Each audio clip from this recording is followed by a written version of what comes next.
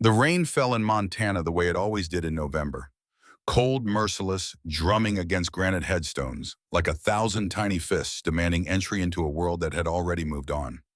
Jack Miller knelt in the mud, his 65-year-old knees screaming protest against the wet earth. But he didn't move. Couldn't move. 3 years of visiting this place and the pain never dulled. If anything, it sharpened with each passing month, a blade grinding deeper into whatever remained of his soul. Emily Rose Miller. The headstone was simple, elegant, carved from dark granite that gleamed when wet. Born 1995, died 2022. Beloved daughter, 27 years reduced to 3 lines and a dash between dates. Jack's scarred fingers traced her name, the letters worn smooth from countless repetitions of this same ritual. The rain mixed with something warmer on his weathered face, and he was too exhausted to pretend they were only raindrops. His body was a roadmap of violence, bullet wounds from Fallujah, knife scars from a bar fight in Kandahar, burn marks from an IED that should have killed him but didn't. The scar across his right cheek, the one everyone noticed first, came from a piece of shrapnel that had somehow missed his eye by a quarter inch. Lucky they'd called him. Jack Miller, the Marine who couldn't die no matter how hard the world tried. Lucky. He pulled the .45 from his jacket pocket, the service weapon he'd carried through 2 wars and kept after discharge. The metal felt heavy, familiar, almost comforting in its cold certainty. 3 times he'd come to the cemetery with the same intention. 3 times he'd put the barrel to his temple and tried to find the courage to pull the trigger. The first time a groundskeeper had interrupted. The second time rain had started and he'd worried about his body being found like that, soaked and pathetic. Today, he had no excuses left. Baby girl, I'm so tired. The words formed in his mind, intimate and desperate. That drunk bastard walks free while you're in the ground. Judge Hayes made sure of it.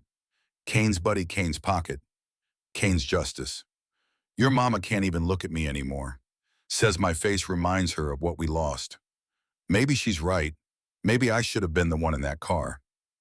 The Brotherhood kept calling, kept pulling him back from edges, literal and metaphorical. Marcus especially, who'd found Jack standing on a bridge 6 months ago and talked him down with words Jack couldn't even remember now. They all said the same thing: you've got purpose. You matter. There are people who need you. But purpose didn't bring Emily back. Purpose didn't change the fact that Jack had spent 30 years as a Marine learning to protect people, only to fail the one person who mattered most. His finger found the trigger. The weight of it, that final pressure point between existence and void, felt almost peaceful. Just a few pounds of force and all the pain would stop. The memories would stop. The guilt would stop. Emily's face wouldn't haunt him every time he closed his eyes, frozen forever in that moment, when she looked at him and said, "Daddy, you're my hero."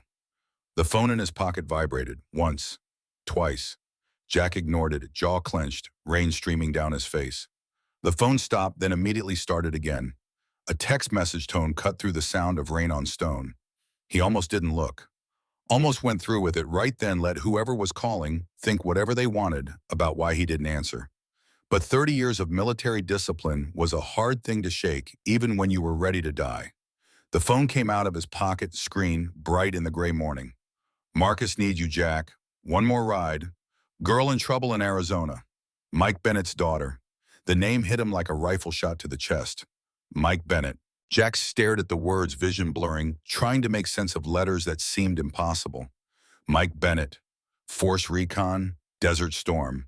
The man who'd charged through Iraqi gunfire to drag Jack's wounded ass to safety when everyone else thought he was dead. The best Marine Jack had ever served with, and the truest friend he'd ever known. A second text arrived. Mike died 5 years ago. Daughter's being targeted. Same people who killed him. She needs help.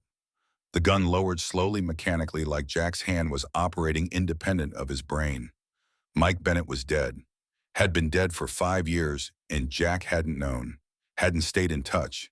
Had been so wrapped up in his own life, his own family, his own loss, that he'd let his brother drift away into whatever dangers waited for men like them when they left the Corps.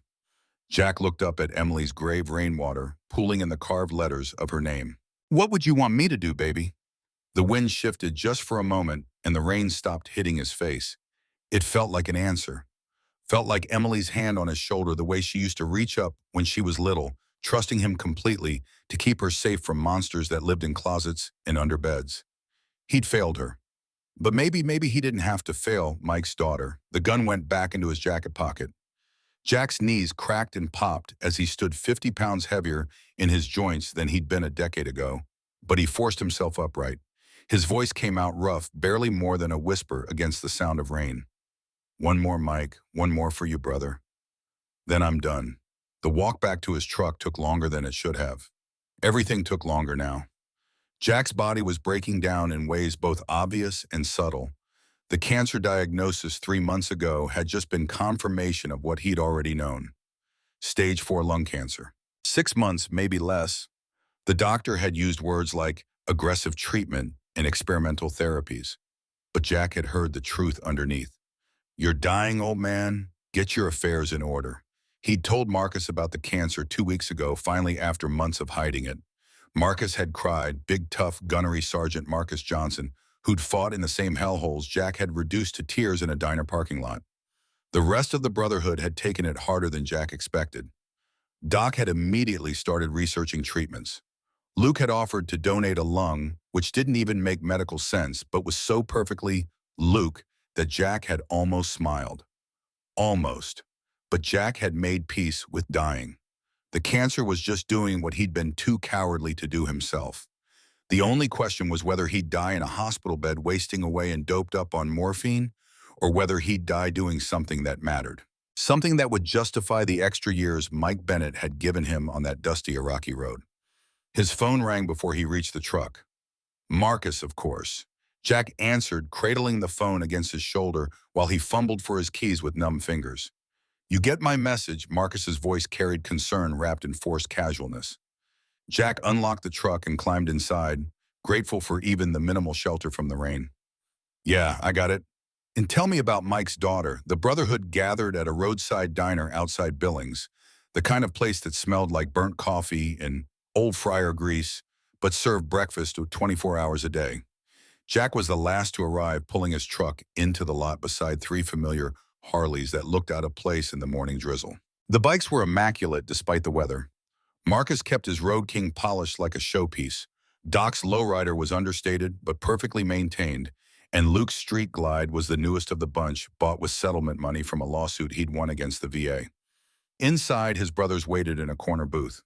Marcus looked up first, reading Jack's face with the kind of instant assessment that came from 20 years of friendship and shared trauma. The slight relaxation in Marcus's shoulders told Jack everything Marcus had been worried the next call would be from a Montana coroner, not a diner in Wyoming. "You look like shit, brother." Marcus slid a coffee cup across the table as Jack dropped into the booth. "When'd you last sleep?" Jack ignored the question in the coffee. "Tell me about Sarah Bennett."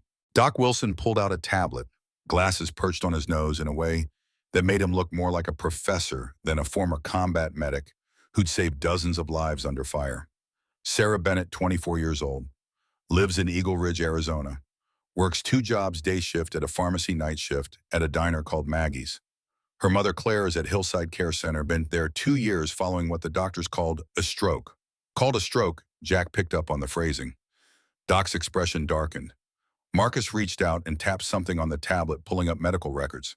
"We got a contact at the VA vet who works in the state health system. He flagged Claire Bennett's case because the symptoms didn't match standard stroke presentation. Send us these records.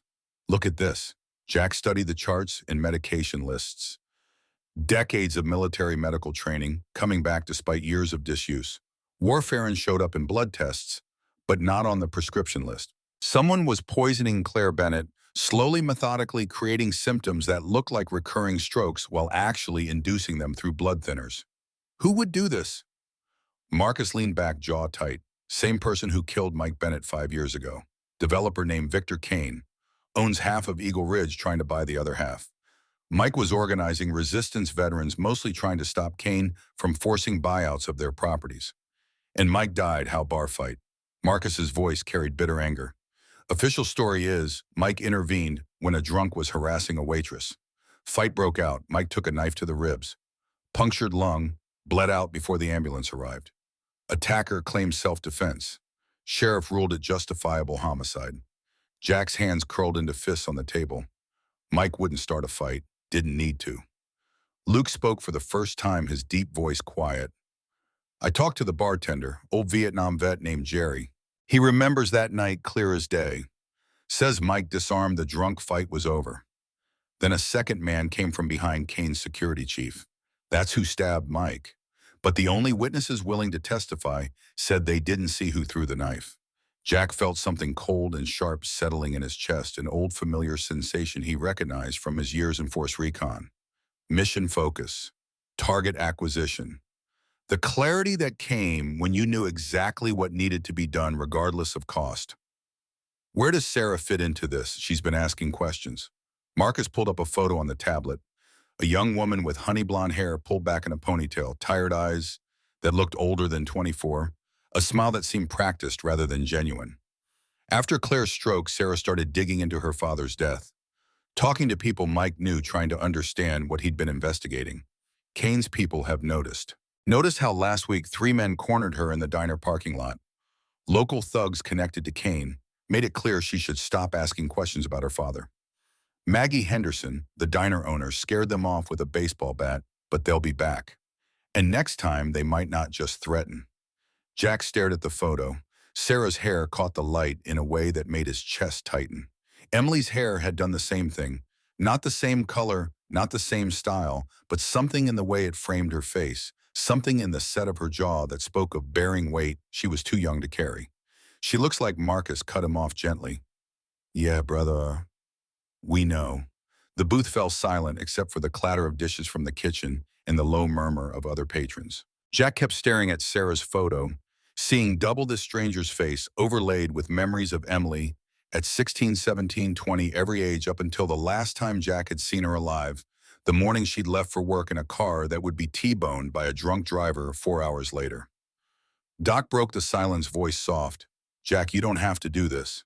We can handle it. You could sit this one out. Mike Bennett saved my life in '91. Jack's voice came out flat, empty of everything except statement of fact. We were pinned down outside Kuwait City. Iraqi regulars had us zeroed in with a machine gun nest. I was hit bleeding. Everyone else had fallen back. Mike charged through the kill zone, grabbed me by my vest, dragged me 200 yards to cover. Took 3 rounds doing it. That man is the only reason I lived to have a daughter at all. Marcus nodded slowly. And now his daughter needs help. His daughter needs help, and I owe him. Jack's jaw tightened. I owe him everything. Luke leaned forward, massive hands folded on the table. Brother, we all got debts. We all got people we couldn't save. But you don't gotta... Jack's voice cut through whatever Luke was about to say. When Emily died, I wanted to die too. You all know that. Marcus found me on that bridge. Doc talked me out of eating my gun twice. Luke sat with me for 3 days straight when I couldn't trust myself alone. The Brotherhood kept me alive when I didn't want to be alive. He paused, looking at each of them in turn. But I never had a reason to stay alive. Just reasons not to die. Mike's daughter changes that. She needs protection, and I can provide it. That's purpose. That's what you've all been telling me I needed. Well, here it is. The cancer doc started. The cancer's killing me anyway. Jack's voice remained level. Question is whether I die in a hospital bed or whether I die doing something that matters. Something that justifies all the extra years Mike gave me. Marcus studied Jack's face for a long moment, reading all the things Jack wasn't saying. Finally, he nodded. Then we all go. Brotherhood doesn't let brothers fight alone, even when they've got death wishes. I'm not planning to die. Jack almost smiled. I'm planning to win. If dying happens along the way, so be it. The ride to Arizona took 2 days, pushing hard through Wyoming and Utah, camping rough in places where the November cold cut through their leathers and made Jack's joints ache like rusty machinery. But the pain felt good in a strange way, proof he was still alive, still capable of motion and action and purpose. The Harley beneath him rumbled with power, held barely in check, and for the first time since Emily's funeral, Jack felt something other than hollow grief. They talked around campfires, sharing stories the way veterans do when they're far from civilians who wouldn't understand. Marcus told a story about a firefight in Fallujah where he'd run out of ammunition and resorted to throwing rocks at insurgents while calling for resupply. Doc described the time he'd performed a tracheotomy with a ballpoint pen and a pocket knife, saving a Marine's life with tools MacGyver would have been proud of. Luke recounted his son's overdose with the flat affect of someone who'd told the story so many times it had become fiction, something that happened to someone else in some other life. Jack told him about teaching Emily to ride a motorcycle back when she was 16 and fearless in the way only teenagers can be. She'd wrapped her arms around his waist and laughed into the wind, shouting over the engine noise, "Daddy, I'm not scared when I'm with you. You make me feel safe." The memory cut deep, but Jack forced the words out anyway. His brothers deserved to know why he was doing this, why Sarah Bennett mattered more than just repaying a debt to Mike. "She reminds you of Emily." Doc's statement wasn't a question, not physically. Jack stared into the fire, but something in her eyes in that photo, that look of someone carrying weight they shouldn't have to carry, trying to be strong for everyone else while falling apart inside. Emily had that look after her mother and I divorced, like she had to be the adult in the room because we couldn't be. "You couldn't save Emily." Marcus's voice carried no judgment, just acknowledgement of painful truth. "But maybe you can save Sarah." Maybe. Jack poked at the fire with a stick, sending sparks spiraling into the night sky. "Or maybe I just need to believe I can save someone before I die." Either way, I'm going to Arizona. The second night, Luke pulled Jack aside after the others had gone to sleep. They stood at the edge of their camp, looking out over a Utah canyon that disappeared into darkness beyond the reach of their fire. "You planning on coming back from this?" Luke asked bluntly. Jack considered lying, then decided his brothers deserved honesty. "I don't know. If Sarah's safe and Kane stopped, maybe I come back. Or maybe I find out I'm too old and too slow and too broken, and Kane's people put me down like a sick dog." Either way, I made peace with it. Luke's hand landed on Jack's shoulder, heavy and warm. "Emily wouldn't want you to die for this." "No," Jack's throat tightened. "She'd want me to live. But I can't do that, Luke. I tried for 3 years and I can't. This is the best I can offer, living long enough to protect someone who needs it, then letting go. That's as close to living as I can get." The big man nodded slowly. "Then we make sure you succeed. Make sure Sarah's safe. Make sure you get to go out like a warrior instead of a victim. That's what brothers do." Eagle Ridge, Arizona looked like every other dying town Jack had seen across the American Southwest.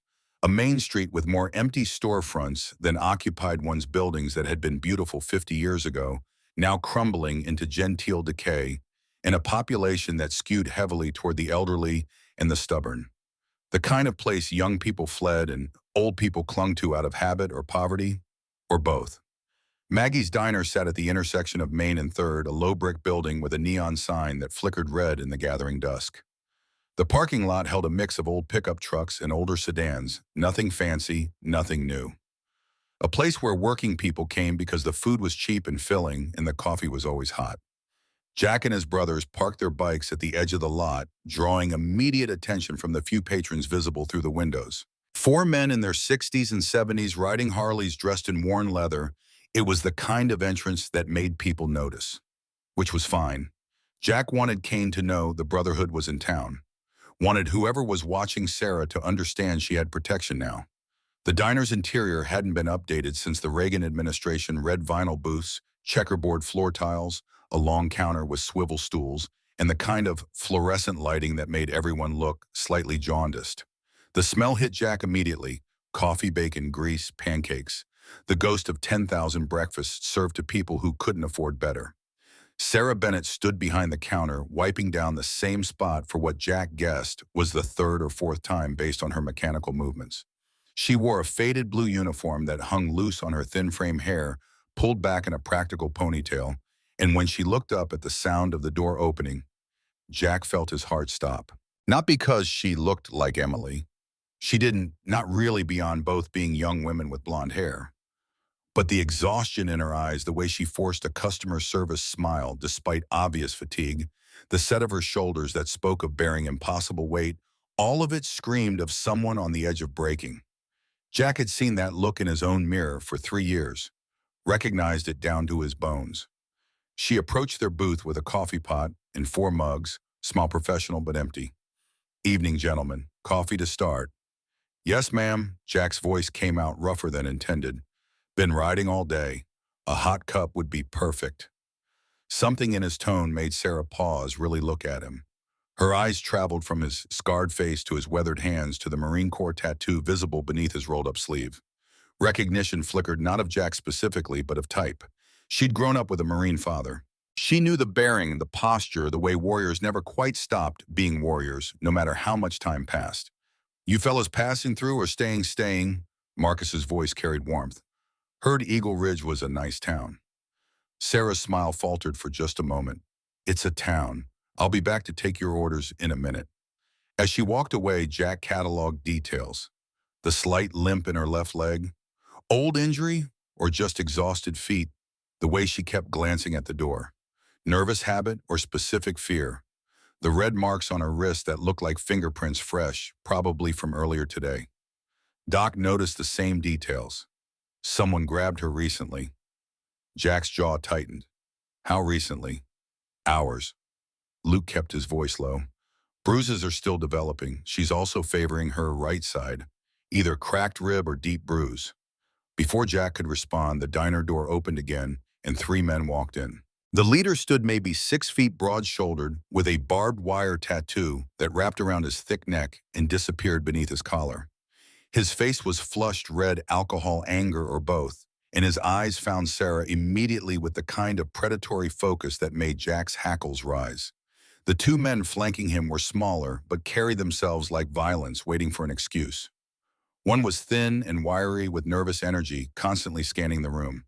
The other was stocky, with a shaved head and knuckles that looked like they had been broken and healed wrong multiple times. Jack felt his brothers tense without any visible signal passing between them. 30 years of operating together created an intuition deeper than conscious thought. They'd all identified the threat, assessed the odds, and begun tactical positioning before the 3 men had taken 3 steps into the diner. The leader's voice carried across the diner loud enough for everyone to hear. "Hey, sweetheart, come serve us." Sarah's face went carefully blank, the kind of blank that came from practice. She set down the coffee pot she'd been refilling and turned toward the counter where the 3 men had seated themselves. Jack watched her walk over, watched the way her hands trembled slightly before she clenched them into fists, watched her force herself to remain calm when every instinct probably screamed at her to run. "What can I get you?" Her voice came out steady despite the tremor in her hands. The leader leaned across the counter, invading her space. "Coffee to start, black like my soul." His friends laughed like this was the height of wit. Sarah poured 3 cups without comment, face expressionless. When she turned to walk away, the thin one reached out and tugged her apron strings. "What's your name again, darling? Want to know what to call out later?" More laughter. Sarah stepped back out of reach, voice still steady. "My name is Sarah." "Will there be anything else?" The leader snapped his fingers an inch from her face, making her flinch. "Yeah, extra sugar, and I don't mean another packet." Jack's hands were flat on the table, pressing down with enough force that his knuckles went white. Marcus's hand landed on his forearm, a wordless message. "Wait. Assess. Not yet." Sarah grabbed the sugar dispenser and placed it in front of the leader with more force than necessary, a small act of defiance that clearly irritated him. As she turned away, the leader's voice carried venom. "Hey, I know you. You're Mike Bennett's kid, aren't you? Your daddy and I had a disagreement once. He thought he was better than me. Learned his lesson, though, didn't he?" Sarah froze. Jack saw her spine go rigid, saw her hand reach for the Marine Corps medallion hanging around her neck, saw something crack in her careful control. She turned slowly, voice quiet but intense. "You didn't know my father." The leader's smile widened, revealing tobacco-stained teeth. "Sure I did. Marine who thought he was hot shit, always talking about honor and respect. Fat lot of good it did him in the end." Jack was halfway out of his seat before he realized he'd moved. Marcus's grip on his arm tightened, but Jack barely felt it. His entire focus had narrowed to the 3 men at the counter, to Sarah's face that now carried a mixture of grief and rage, to the casual cruelty being inflicted on Mike Bennett's daughter, while a diner full of people looked away. Sarah swallowed whatever response she wanted to make, turned away, and busied herself wiping down the counter again. The leader and his friends continued making comments, each one designed to cut deeper than the last. Jack watched Sarah endure it with the kind of stoic suffering that came from having no other choice, from needing this job too much to tell these men what she really thought. The other diner patrons had all found fascinating things to look at, on their plates and their coffee cups, out the windows, anywhere except the harassment happening at the counter. An old couple in the corner booth kept their heads down. A truck driver at the far end of the counter focused intensely on his newspaper. A young mother with a sleeping child pulled her daughter closer and stared at the table. This was how it always went. People looked away when confronted with unpleasantness. It was easier, safer. Let someone else deal with it. Don't get involved. Don't make waves. Jack had spent 3 years looking away from his own life, from his own pain, convincing himself that not dying was the same as living. He'd let Emily down when she needed him most, too wrapped up in his own demons, to see hers too focused on his own struggles, to protect her from the drunk driver who killed her. He'd failed the one person who mattered most. He would not fail Mike Bennett's daughter. The leader grabbed Sarah's wrist as she refilled his coffee, fingers digging in hard enough to make her wince. Coffee sloshed dangerously close to the rim of the pot, hot enough to cause serious burns if it spilled. I don't like being ignored. The leader's voice dropped to a menacing growl. Maybe you need the same lesson your daddy got. Sarah tried to pull away, but his grip tightened. Please let go. The tremor in her voice betrayed her fear, despite her attempt at firmness. The thin one leaned forward. Or what? You gonna call the cops? Sheriff's my cousin. Sweetheart. Jack stood. Marcus's hand fell away from his arm without resistance. His brother knew this moment was inevitable, had probably been inevitable since they'd first heard about Sarah's situation. Doc and Luke shifted in the booth, beginning their own tactical repositioning. The old couple in the corner, Jack noticed now that the man wore a Korea veteran cap, quietly positioned the woman behind him, hand reaching for something in his jacket pocket. Jack crossed the diner in 4 long strides, boots heavy on the checkerboard floor. He stopped directly behind Sarah, close enough to be protective, without crowding her, and when he spoke, his voice carried the flat, emotionless tone of someone who'd killed before and would again, if necessary.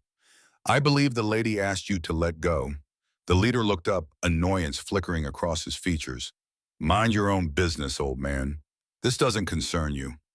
Jack's eyes locked onto the leader's, and something in Jack's gaze, some combination of combat experience, barely controlled rage, and absolute willingness to commit violence, made the leader's confident sneer falter. She's working. You're hurting her. That makes it my concern. The diner had gone completely silent. Even the low murmur of the television mounted in the corner seemed to fade. Sarah stood frozen between Jack and the leader, coffee pot still tilted dangerously, face pale. Jack continued, voice never rising, never wavering. I know exactly who I'm dealing with. Men who think strength means hurting those who can't fight back. I've seen your type in every country I've deployed to. You're small, scared, and weak. That's why you need friends. Why you pick on women. Why you talk instead of act. He leaned forward slightly. Invasion of space, calculated and deliberate. I'm only going to say this once. Let her go. The moment stretched tension so thick Jack could taste it. The leader's face darkened from red to purple, rage and humiliation warring for control. His 2 friends had risen from their stools, spreading out in a way that looked casual, but was clearly strategic. Behind Jack, he heard the scrape of chairs, Marcus, Doc, and Luke moving into position. The Korean War veteran in the corner booth had shifted his wife completely behind him, and Jack caught the glint of metal in the old man's hand. Then the leader released Sarah's wrist, shoving her arm away with disgust. Sarah stumbled back a step, nearly colliding with Jack, who steadied her with a gentle hand on her shoulder before stepping to her side, positioning himself between her and the 3 men. The leader stood, attempting to use his height as intimidation.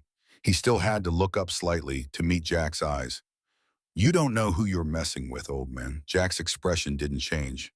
Neither do you, son. Neither do you. For another heartbeat, violence hung in the air like a physical presence. The leader's hand twitched toward his jacket pocket. Jack's weight shifted imperceptibly, ready to move, ready to hurt, ready to do whatever necessary to protect Mike Bennett's daughter. His brothers had fanned out across the diner, controlling sight lines and exit routes with unconscious precision. The old veteran in the corner had his hand fully around whatever weapon he'd drawn from his pocket.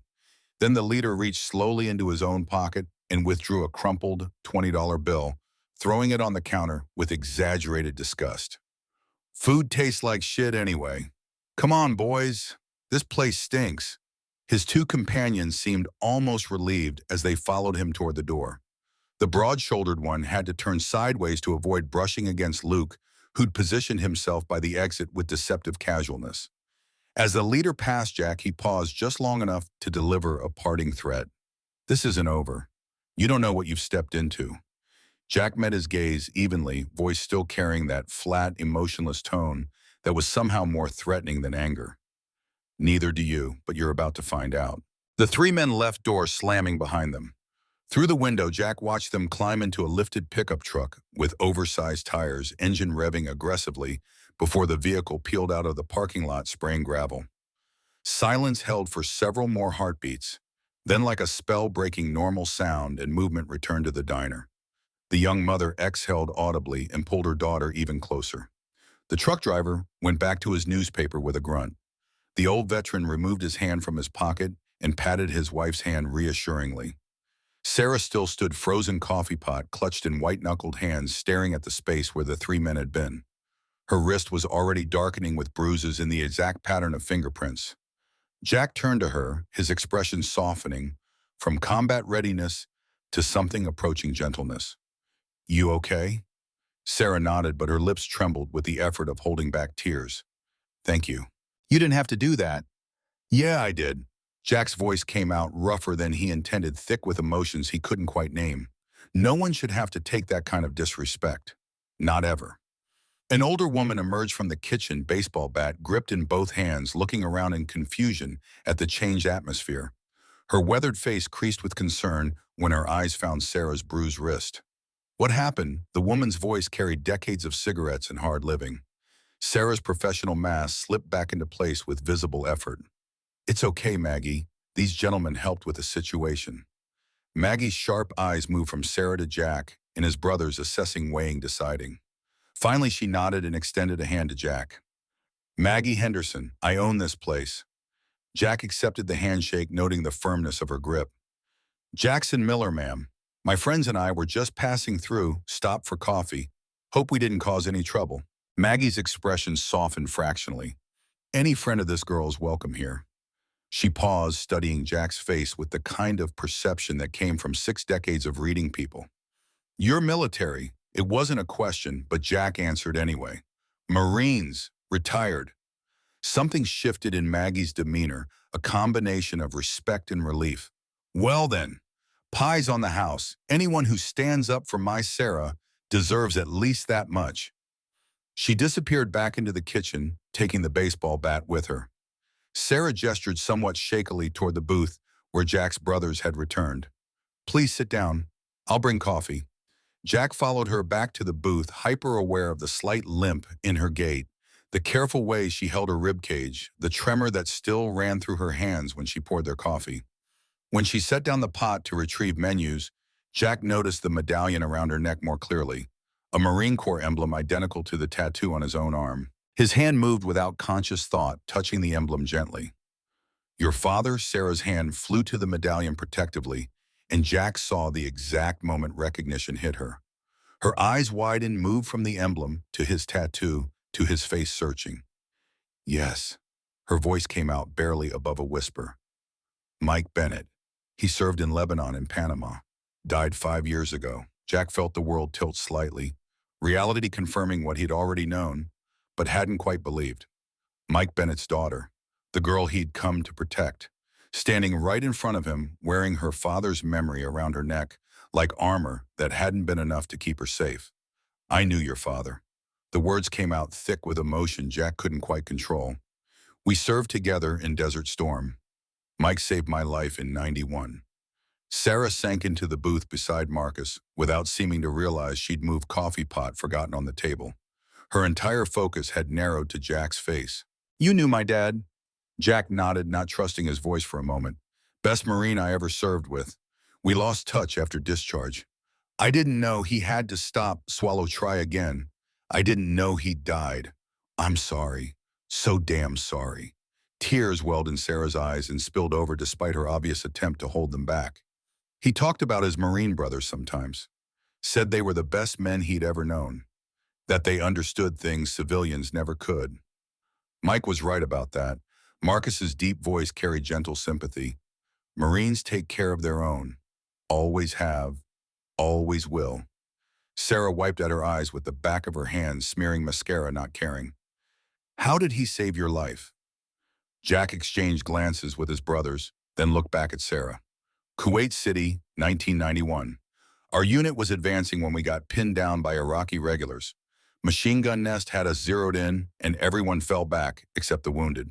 I'd taken rounds and my leg and shoulder couldn't move. Your father charged through the kill zone, grabbed my vest, dragged me 200 yards to cover. Took 3 bullets doing it. Any one of them could have killed him, but Mike Bennett didn't stop until I was safe. The words hung in the air between them, heavy with implications neither of them had to voice. Mike Bennett had risked his life for Jack, given Jack decades he wouldn't have had otherwise, decades that included marriage and fatherhood in Emily. Given Jack the chance to fail his own daughter because Mike had been brave enough to save him. Sarah's voice came out small, breaking. Dad said honor wasn't just a word, that it was how you lived your life when nobody was watching. That's exactly what Mike believed. Jack's throat tightened. He lived by a code. Honor, courage, commitment. The kind of values that seem old-fashioned now, but they mattered to him. They're why he stepped in that bar 5 years ago. Why he couldn't walk away from someone needing help. Understanding dawned in Sarah's eyes, painful and sharp. You know how he really died. It wasn't a question. Jack nodded slowly. We know he was murdered. We know a man named Victor Kane is responsible. And we know Kane is back in town targeting you and your mother. Sarah's face went pale. How do you know all this? Because we make it our business to help veterans and their families? Doc's soft voice carried conviction. When we heard Mike Bennett's daughter was in danger, we came. Luke added, and we're not leaving until you're safe. Sarah looked around the table at 4 weathered faces, 4 sets of eyes that had seen combat in death and come out the other side carrying scars both visible and hidden. Jack watched her process the situation, saw the moment she understood that these strangers, these brothers of her father's, had ridden hundreds of miles for no reason, except that she needed protection and they could provide it. She shook her head slowly. I can't ask you to do this. Kane is dangerous. He owns the sheriff, owns the judge, owns half the businesses in town. My dad tried to stop him and now we're going to finish what your father started. Jack's voice carried absolute certainty. Mike gave me 34 years I wouldn't have had otherwise. Years that included my own daughter, my own family. I owe him everything. Protecting you, stopping Kane, that's not charity. It's a debt I should have paid a long time ago. Sarah's eyes found his face, reading the grief there, the loss, the desperate need for purpose. You lost your daughter. Jack swallowed hard. 3 years ago, drunk driver. The man who killed her walked free because a corrupt judge let him off. Kane's friend, as it turns out. The connection settled between them, unspoken but understood.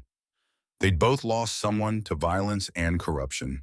They'd both learned that justice was a fiction when powerful men controlled the system. They'd both been victims of a world that protected predators and abandoned prey. I remind you of her. Sarah's statement wasn't a question. Jack met her eyes and told the truth. A little. But that's not why I'm here. I'm here because your father saved my life, and I never got to thank him. I'm here because you're being targeted by the same man who killed him. I'm here because I'm dying anyway, and I'd rather die doing something that matters than waste away in a hospital bed. The words hung between them, raw and honest. Marcus shifted uncomfortably. They'd agreed not to mention Jack's cancer until absolutely necessary, but Jack was done hiding. Sarah deserved to know exactly who she was trusting with her safety. You're dying. Her voice barely carried above the diner's ambient noise. Stage 4 lung cancer? 6 months maybe? So you see, I've got nothing to lose and everything to prove. Your father gave me extra years. The least I can do is use what's left of them to protect his daughter. Sarah's face crumpled, tears flowing freely now. This is too much. I can't. You shouldn't have to. Jack reached across the table and took her hand gently, careful of the bruises on her wrist. Listen to me. For 3 years I've been waiting to die, standing at my daughter's grave with a gun in my hand, trying to find the courage to pull the trigger. You know what stopped me today? Marcus's text about you, about Mike's daughter needing help. He squeezed her hand gently. You didn't ask for this. Neither did Mike. Neither did Emily. But here we are, and I finally have a reason to be alive for however long I've got left. Let me do this. Let me finish what your father started. Let me be the warrior I should have been for my own daughter. Sarah's shoulders shook with silent sobs. Jack wanted to hug her, wanted to offer the kind of comfort a father provides, but he didn't know her well enough yet, didn't have the right.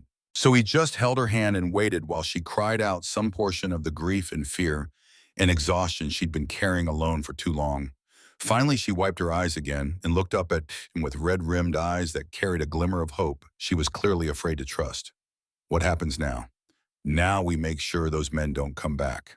Marcus's voice carried military efficiency. Now we figure out what evidence your father had against Cain. Now we get your mother somewhere safe where Cain can't finish what he started.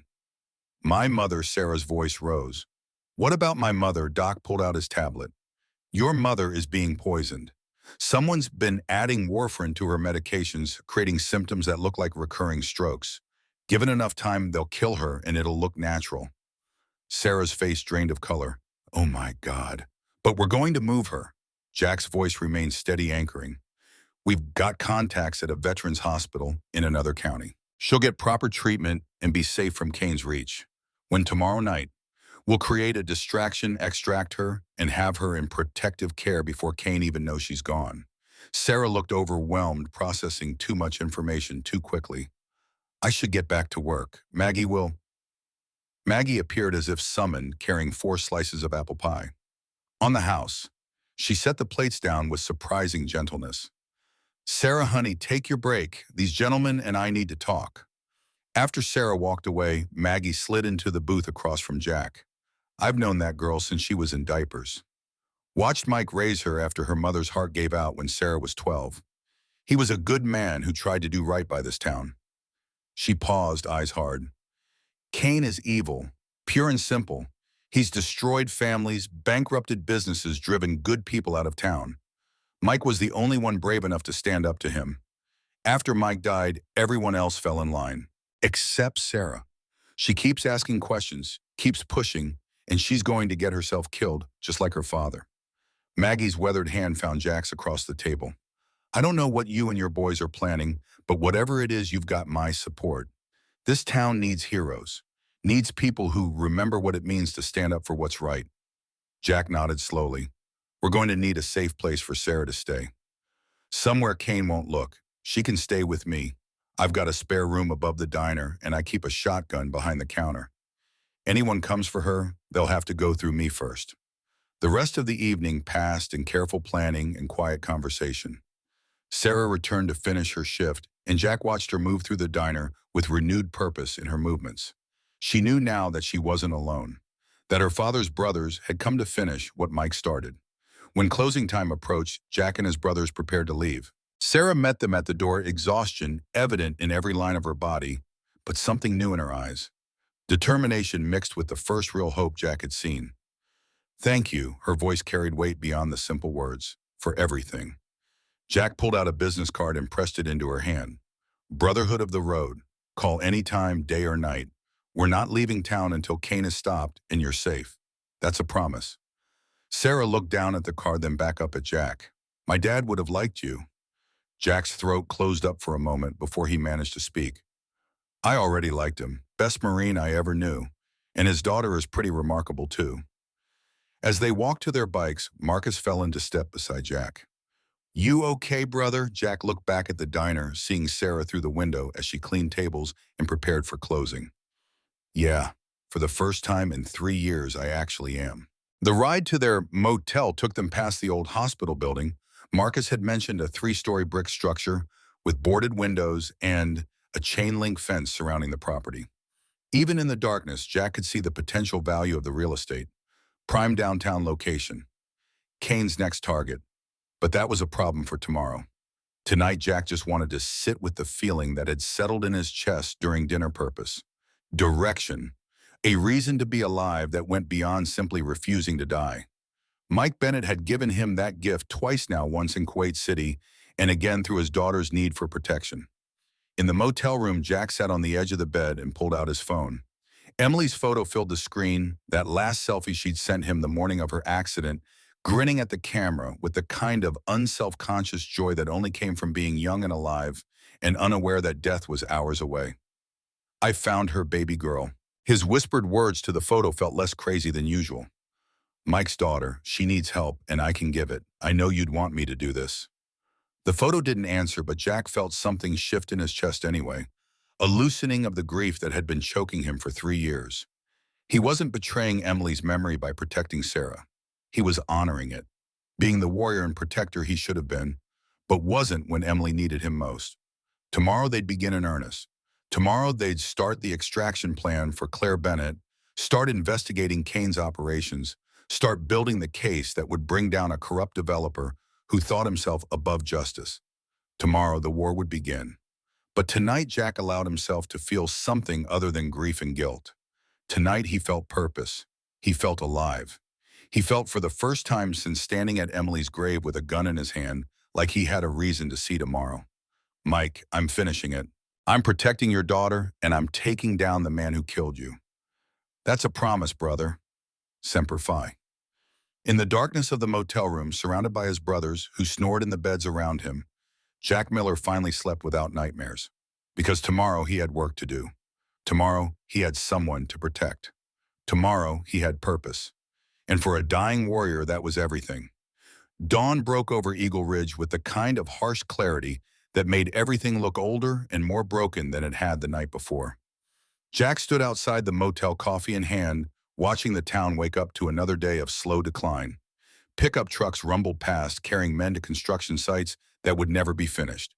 Store owners unlocked doors to businesses that would see maybe a dozen customers all day. The American dream hadn't died here, it had just given up and moved somewhere with better prospects. Marcus joined him, steam rising from his own coffee cup into the cold morning air. You sleep, Jack nodded. First good sleep in months. Feels strange. Purpose will do that. Marcus studied the town with tactical eyes, already mapping routes and sight lines without conscious thought. We're exposed here. Kane knows we're in town by now. Those three from the diner will have reported back. Good, let him know. Jack's voice carried no concern. We're not hiding. We're here to finish this. Doc emerged from the room, tablet already in hand, glasses reflecting the rising sun. I've been going through Claire Bennett's medical records again. The warfare and dosing is sophisticated, just enough to cause symptoms without triggering immediate red flags. Whoever's administering it has medical knowledge, so we're looking for a doctor on Kane's payroll. Luke appeared in the doorway, massive frame nearly filling it. Narrow the field, Doc scrolled through his notes. Claire's primary physician is clean. I checked his history, no connection to Kane, but she's been seeing a specialist at Hillside Care Center for the past 18 months. Dr. Gerald Perkins moved to Eagle Ridge 2 years ago, right after Mike Bennett's death. The timing made Jack's jaw tighten. Too convenient. Gets better. Marcus pulled out his own phone, showing a series of financial records. Perkins owns a vacation home in Sedona worth $500,000 on a small-town doctor's salary. Property records show it was purchased with cash 3 months after he arrived in Eagle Ridge. Kane's money.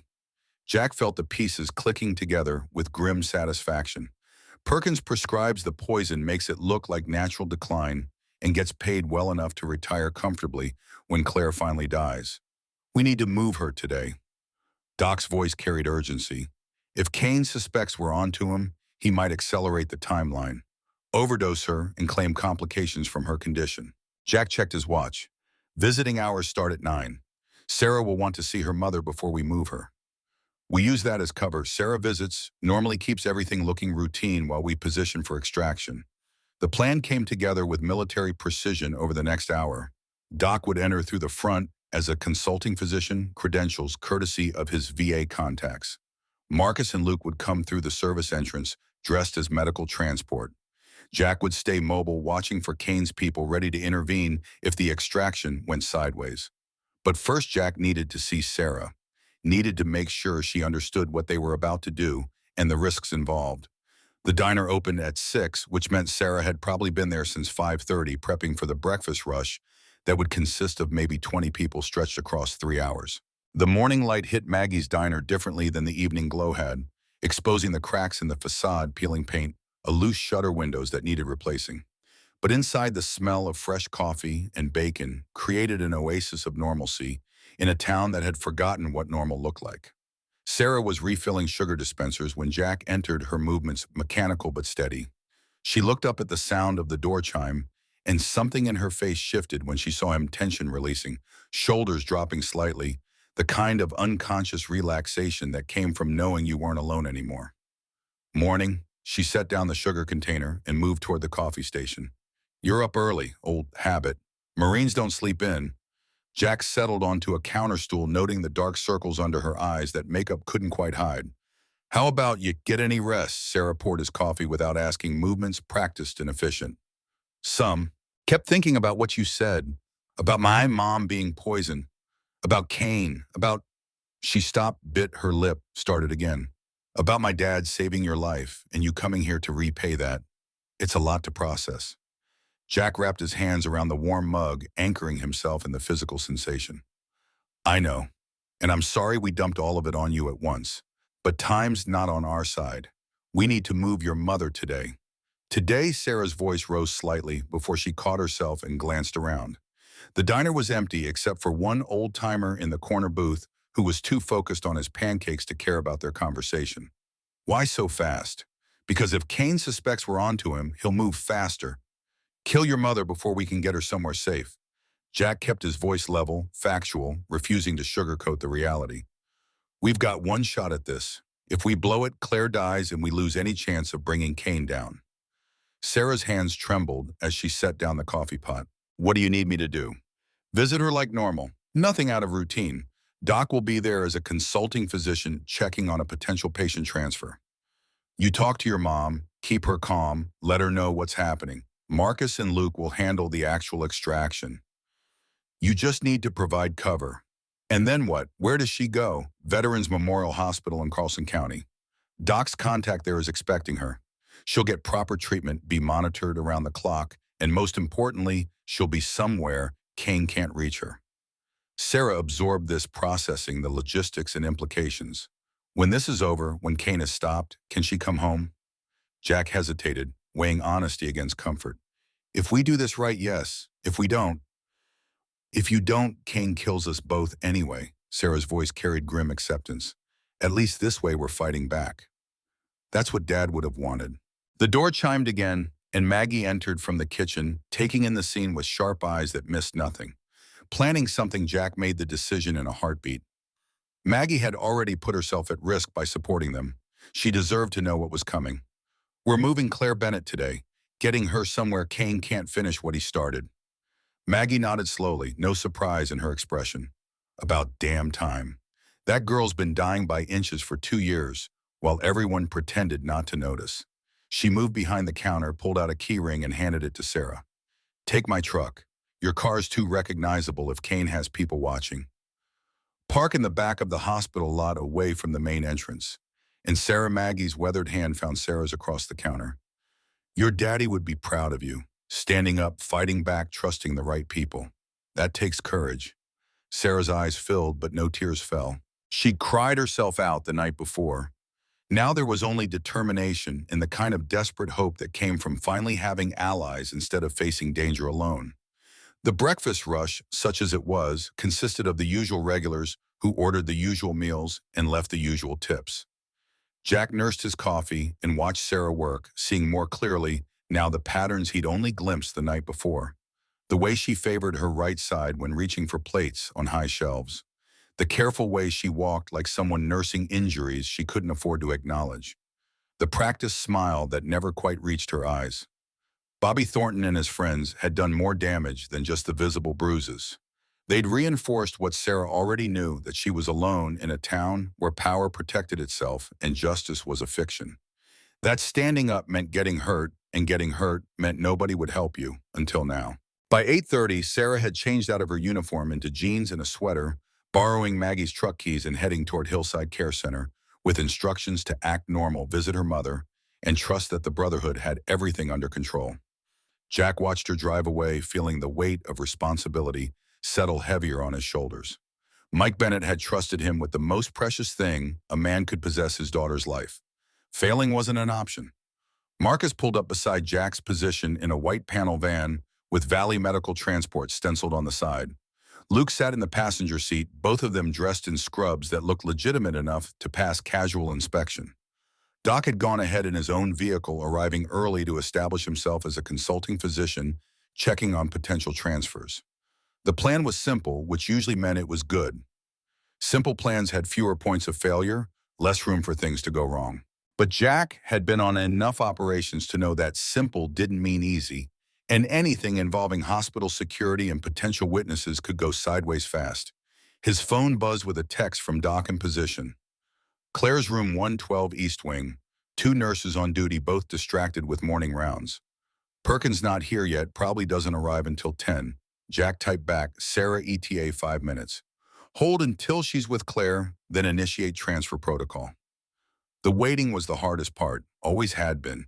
Jack's mind wanted to run through everything that could go wrong. Security guards deciding to be thorough. Perkins showing up early, Kane having someone watching Claire's room. But catastrophizing didn't help. Action helped. Purpose helped. The knowledge that he was doing what Mike would have wanted helped.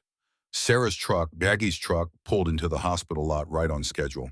Jack watched through binoculars from his position across the street as Sarah climbed out, took a visible breath to steady herself, and walked toward the entrance with the careful casualness of someone trying very hard to look normal. She's inside. Jack keyed his radio. Doc, you've got eyes on her? Affirmative. Doc's voice came back calm and professional. Sarah's heading to Claire's room now. Nurses barely looked up. We're good to proceed in 5. Those 5 minutes stretched like hours. Jack's position gave him sight lines on both the main entrance and the service entrance, where Marcus and Luke would bring their gurney. The parking lot was half full. Visiting hours had just started, and Eagle Ridge's aging population meant a steady stream of people checking on sick relatives. Good cover for what they were about to do. Movement caught Jack's eye, a black SUV pulling into the lot windows, tinted dark enough to hide the occupants. The vehicle circled once before parking in a spot that provided clear views of the main entrance. Nobody got out. Nobody moved. We've got company. Jack kept his voice level. Black SUV, Arizona plates, 2 occupants. Could be nothing. Could be Kane's people. I see it. Marcus had positioned the medical transport van to cover the service entrance. They watching the main door. Affirmative. Jack studied the SUV through his binoculars, trying to see through the tinted glass. If they're here for Claire, they're waiting to see who visits. Sarah walking in might have triggered them. Doc's voice came through, tense but controlled. Sarah's in the room. Claire's awake and alert. I'm explaining this situation now. Stand by. The seconds ticked past with agonizing slowness. Jack divided his attention between the SUV and the hospital entrances, waiting for something to break. The SUV's passenger door opened and a man climbed out, medium build, short hair, the kind of physically fit that suggested military or law enforcement background. He wore civilian clothes but moved with tactical awareness, scanning the parking lot before pulling out a phone. Jack's gut tightened. Whoever this was, he wasn't a random hospital visitor. Marcus, Luke, you need to move now. Jack made the call based on instinct developed over 30 years of staying alive in hostile environments. We've got a spotter making a call. If he's reporting Sarah's arrival, Kane's going to know something's up. Copy that. We're moving. The medical transport van pulled around to the service entrance just as the man by the SUV finished his call. Jack watched the spotter's body language change, more alert, more focused, hand moving to his waistband, where Jack would bet money there was a concealed weapon. Doc status. Jack kept his voice calm despite adrenaline starting to spike. Transfer papers signed. Claire's stable for transport. We're moving to the service entrance now. Jack saw the spotter, noticed the medical transport van, saw the moment of decision cross the man's face. The spotter started walking toward the main entrance, pace deliberate but purposeful. He was going to intercept them. We've got a problem. Jack was already moving, crossing the street with long strides that ate distance without looking rushed. Spotter's heading inside. I'm going to run interference. Jack, wait. Marcus started, but Jack was already through the main entrance, passing the spotter who was focused on the reception desk ahead. Jack's mind raced through options and discarded them just as quickly. Couldn't start a confrontation in a hospital lobby. Couldn't let the man reach Claire's room and identify Doc as someone who didn't belong. Needed a distraction that would pull attention away from the East Wing without creating so much chaos that it brought security running. The solution presented itself in the form of a coffee cart near the elevators. Jack stumbled, deliberately catching the cart's edge and sending it tipping with a crash that echoed through the lobby. Coffee urns hit the tile floor, hot liquid spreading in a dark pool cup, scattering. The volunteer manning the cart yelped in surprise. Everyone in the lobby turned to look, including the spotter. Jack went down to his knees, apologizing profusely, making a show of trying to clean up the mess with paper napkins that did nothing against the spreading coffee. "I'm so sorry I didn't see it. Let me help." The volunteer was flustered, but not angry, assuring Jack it was an accident. These things happen. Security guards appeared from nowhere, concerned about the mess, but more focused on cleanup than questioning. The spotter hesitated, torn between investigating the disturbance and continuing to wherever he'd been heading. In that moment of hesitation, Doc's voice came through Jack's earpiece. "We're at the van, loading Claire now." Jack kept up his bumbling apology routine, buying precious seconds, while Marcus and Luke got Claire secured in the medical transport. The spotter made his decision and continued toward the reception desk, but by the time he finished asking whatever questions he was asking, the van was pulling away from the service entrance, Claire Bennett inside and headed toward safety. Jack extracted himself from the cleanup effort, declining offers to check him for burns, insisting he was fine, just clumsy, so sorry for the trouble. He made his way back outside in time to see the black SUV peeling out of the parking lot, following the medical transport van at a distance that was professional enough to avoid being obvious, but close enough to maintain pursuit. They're following the van. Jack was already running for his bike. "Marcus, you've got a tail." "I see him." Marcus's voice stayed calm. Executing evasion protocol. Jack's Harley roared to life, and he pulled out of the lot, taking a parallel route that would intersect with the van's planned path. Luke had mapped 3 different routes to the county line, each with multiple variations depending on what kind of pursuit they faced.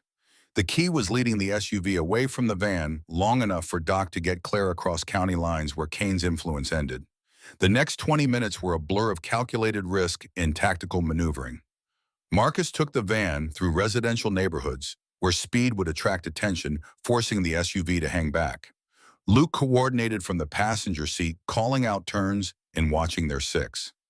Jack paralleled their route on his bike, ready to cut off pursuit if the SUV got too close. At a 4-way stop, Jack made his move. He pulled in front of the SUV, forcing it to brake hard, then proceeded through the intersection at a crawl that was legal but infuriating. The SUV's driver laid on the horn. Jack ignored it, maintaining his slow pace while the medical transport van took a side street and disappeared from view. By the time the SUV managed to get around Jack, the van was 2 turns away and accelerating toward the county line. The SUV tried to follow but encountered a garbage truck blocking the narrow street, no room to pass. Jack watched in his mirrors as the 2 men in the SUV shouted at each other, frustrated and outmaneuvered. Vans across the county line. Marcus's voice carried satisfaction. "Claire's safe." Jack felt tension drain from his shoulders like water. "Good. Doc, how's our patient? Stable. Vital signs." "Good. She's asking about Sarah." Doc's voice carried gentle amusement. "Wants to know who the hell we are and why we're kidnapping her. Tell her we're friends of Mike's. We'll explain everything when we get her settled." Jack turned his bike back toward Eagle Ridge, mission accomplished. First round goes to us. But the black SUV was still sitting at the intersection, and Jack could see the driver on his phone reporting failure to whoever paid his salary. Kane would know now that Claire was gone, that someone had actively interfered with his plans, that the game had changed from intimidation to open conflict. Good. Jack welcomed it. He was done with shadows and subtlety. Kane wanted a war, Jack would give him one. Sarah was waiting at the diner when Jack arrived, coffee pot in hand, but eyes locked on the door. The relief that crossed her face when she saw him was almost painful in its intensity. She'd been holding herself together through sheer force of will, and Jack's appearance was permission to finally breathe. "Mom." The single word carried every fear and hope Sarah had been holding for 2 years. "Safe. On her way to Carlson County. Doc says she's stable, asking about you, wants to know who we are and why we're kidnapping her." Jack allowed himself a small smile. "She's got spirit." Sarah's laugh came out somewhere between a faint and genuine amusement. "That's Mom. Even when she's being poisoned, she's tough." Maggie appeared from the kitchen, reading the situation instantly. "She's safe." Jack nodded. "Kane's people tried to follow, but we lost them at the county line. Claire's under protection now at a facility Kane can't reach." Maggie's weathered face creased with the first genuine smile Jack had seen from her. Mike would have been proud. Of all of you, the words hit harder than Jack expected. He'd spent 3 years convinced he'd failed everyone who mattered, Emily, his ex-wife himself. Being told Mike would have been proud felt like absolution he didn't deserve but desperately needed. Sarah set down the coffee pot with shaking hands. What happens now? Now we find the evidence Mike collected before he died. Jack gestured for Sarah to sit at the counter. Your mother said Mike told her the truth was hidden where honor lives. You have any idea what that means? Sarah's brow furrowed in concentration. Where honor lives, that sounds like something Dad would say, but I don't. She stopped, her eyes widening. The flag case, Jack felt pieces clicking together. Mike's burial flag. It's mounted in our living room. Sarah's words came faster now, remembering. Dad was so specific about wanting that case. Had it custom made, designed it himself. Mom thought he was just being sentimental. But what if he built a hiding place into it? Marcus had entered the diner behind Jack, Luke following. Makes sense. Mike knew he was in danger. Would have wanted insurance, something Kane couldn't find, even if he searched the house. We need to get to that flag case. Jack looked at Sarah. How fast can you get us into your apartment? We can go now. Lunch rush won't start for another hour. Sarah was already untying her apron. But if Kane has people watching, then we go in the back fast and quiet. Luke's deep voice carried confidence. Marcus and I clear the building first. You and Jack follow. We get the evidence and get out. 5 minutes maximum exposure. The apartment complex was typical for Eagle Ridge, 2 stories of faded stucco, external staircases, parking lot half full of vehicles that had seen better decades. Sarah's unit was on the second floor corner position, with windows facing the parking lot and the desert beyond. Not ideal from a security perspective, but at least they'd see anyone coming. Luke and Marcus went up first, moving with the kind of casual competence that made them look like maintenance workers or friends helping with furniture. Jack stayed with Sarah in Maggie's truck, watching sight lines, looking for the black SUV or any other vehicle that seemed out of place. Clear. Marcus's voice came through the radio. Building's empty. Come on up. Jack and Sarah climbed the external stairs quickly, not running but moving with purpose. The apartment door stood open, Luke's bulk filling the frame as he maintained watch. Inside, the space was small but clean, the kind of place where someone lived out of necessity rather than choice. A couch that had seen better days, a kitchenette with appliances from the 80s, family photos on every available surface creating a shrine to better times. The flag case dominated one wall. Old Glory folded in perfect military triangles, displayed in a shadow box made of dark wood with glass front and brass hinges. Beneath the flag, Mike Bennett's service medals were arranged with precision: National Defense Service Medal, Southwest Asia Service Medal, Kuwait Liberation Medal. The case itself was beautiful in its simplicity, the kind of craftsmanship that spoke of love and care. Sarah reached for it, then stopped. I hate disturbing it. It's the last thing of Dad's we have. Jack understood viscerally. Emily's room still sat untouched in his ex-wife's house, a shrine to a daughter who would never come home. Sometimes the dead deserve their monuments left intact.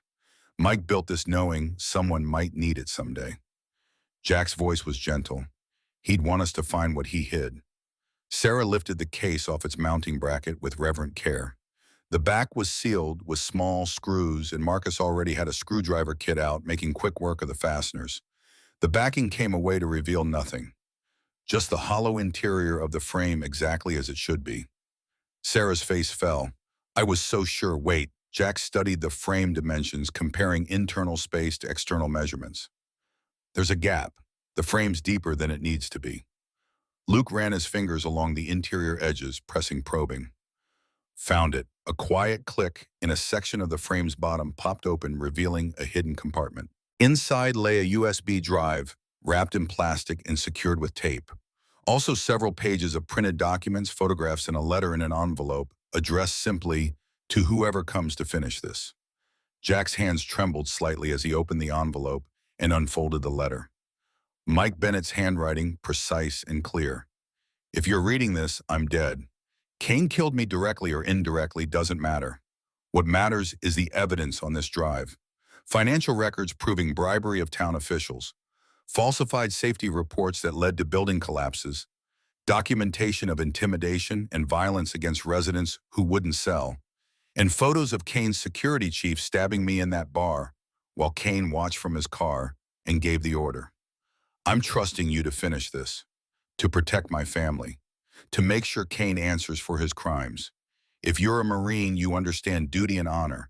If you're not, I hope you'll honor my sacrifice anyway. Tell Claire I loved her.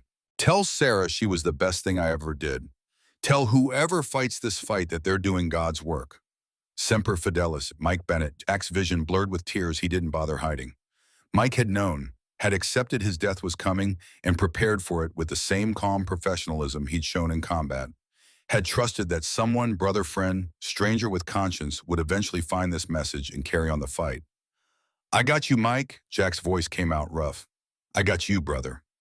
Sarah read the letter over Jack's shoulder, her own tears falling freely. He knew he was going to die. Marcus examined the USB drive. We need to copy this. Multiple redundant backups. If Kane learns we have this, he'll do anything to destroy it. More than that, Jack's tactical mind was already working through implications. We need to use this as bait. Let Kane know we have it. Force him to come after us instead of Sarah. That's dangerous. Luke's objection was reasonable. Kane's got resources, people, money. We're four old vets with nothing but our bikes and each other. Exactly. Jack met his brother's eyes. We've got nothing to lose. Kane's got everything to lose. That makes us more dangerous than he can imagine. Doc's voice came through the radio from his position, watching the street below. We've got company. 2 vehicles, both black SUVs. 6 men armed. They're positioning around the building. How long? Jack was already moving, gathering the evidence, securing it in his jacket. 2 minutes, maybe less. Sarah's face went pale. They're here for me.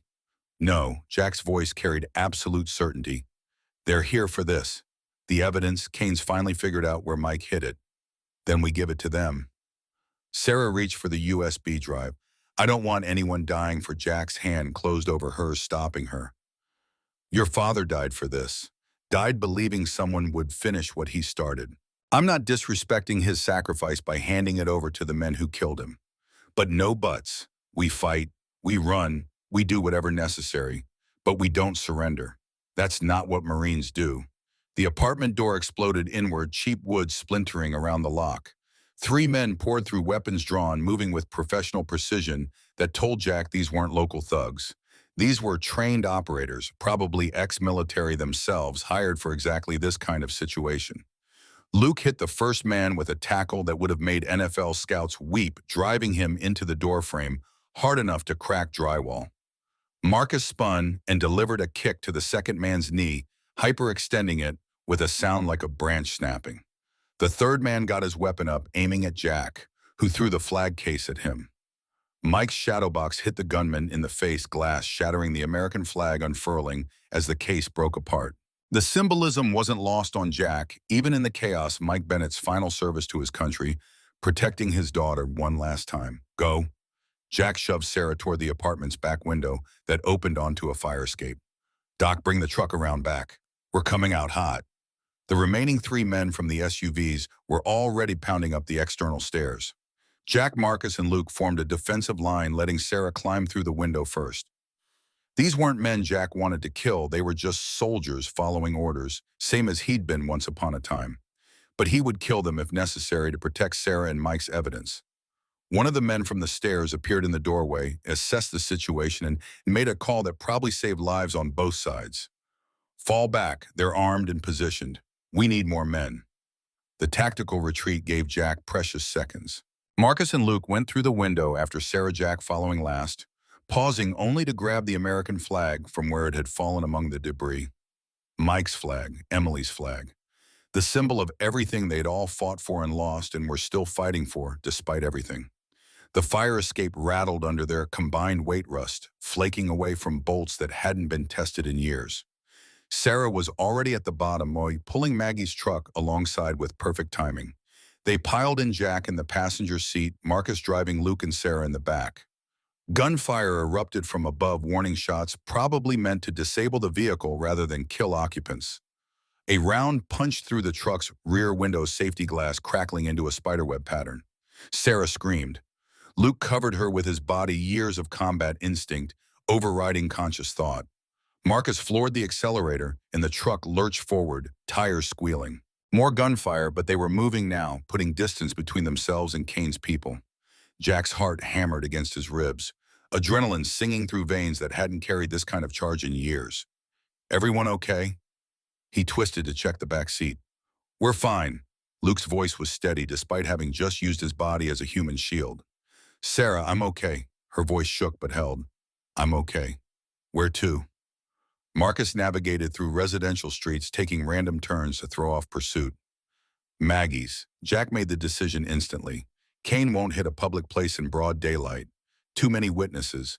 We regroup there, plan our next move." The diner appeared ahead, blessed and ordinary. Marcus pulled into the back lot, and they scrambled inside through the kitchen entrance, Maggie taking one look at their faces and locking both doors without being asked. "Counters closed for private party." She flipped the sign and pulled shades over the windows. "Anyone asks, we're having a family emergency," which ain't even a lie. They gathered in a back booth, Jack spreading the evidence on the table while his heart rate gradually returned to something approaching normal. The USB drive had survived the chaos. So had most of the documents, though some were crumpled and one had a corner stained with blood, Jack's from a cut he didn't remember receiving. Sarah stared at the evidence with something approaching horror. "My father died for this. Men just tried to kill us for this. Is it really worth all that?" Jack met her eyes and spoke truth. "Your father thought it was. Thought stopping Kane was worth dying for." "I'm inclined to agree, but what's on there? What could be so important?" Doc had pulled out his laptop and was already plugging in the USB drive. "Let's find out." The files loaded slowly, security encryption requiring passwords that Mike had helpfully included in his letter. Financial spreadsheets, scanned documents, audio recordings, photos. 3 years of meticulous investigation compressed into digital files that painted a picture of corruption so comprehensive it was almost impressive. Kane had bribed the mayor, 3 city council members, the sheriff, and 2 judges. Had falsified inspection reports on 17 buildings, 3 of which had suffered structural failures resulting in injuries. Had used intimidation and violence against 43 property owners who refused to sell, including 2 cases that resulted in accidental deaths. And had ordered Mike Bennett's murder captured in security footage from the bar's parking lot that clearly showed Kane's security chief following Mike outside and stabbing him from behind while Kane watched from his Cadillac. "Sweet Jesus." Maggie's voice carried shock and fury. "That man is a monster. That man is going to prison." Jack's voice was iron. "This evidence is bulletproof. Federal prosecutors will salivate over it. Kane's done unless he destroys it first." Marcus voiced what they were all thinking. "He knows we have copies now. He'll come after us with everything he's got." "Good. Let him come." Jack's smile carried no humor. "We'll be ready." But Sarah's face had gone white, staring at something on the laptop screen Doc had pulled up. "That's not possible." What Jack moved to see what she was looking at. The photo showed Kane's security chief, the man who'd stabbed Mike Bennett, standing next to another man in the bar's parking lot. The second man was Bobby Thornton. Bobby was there. Sarah's voice shook with rage and betrayal. "Bobby was there when Dad died. He was part of it, which means Bobby knows exactly who you are and why you've been asking questions." Marcus's face darkened. "He's not just some random thug harassing you.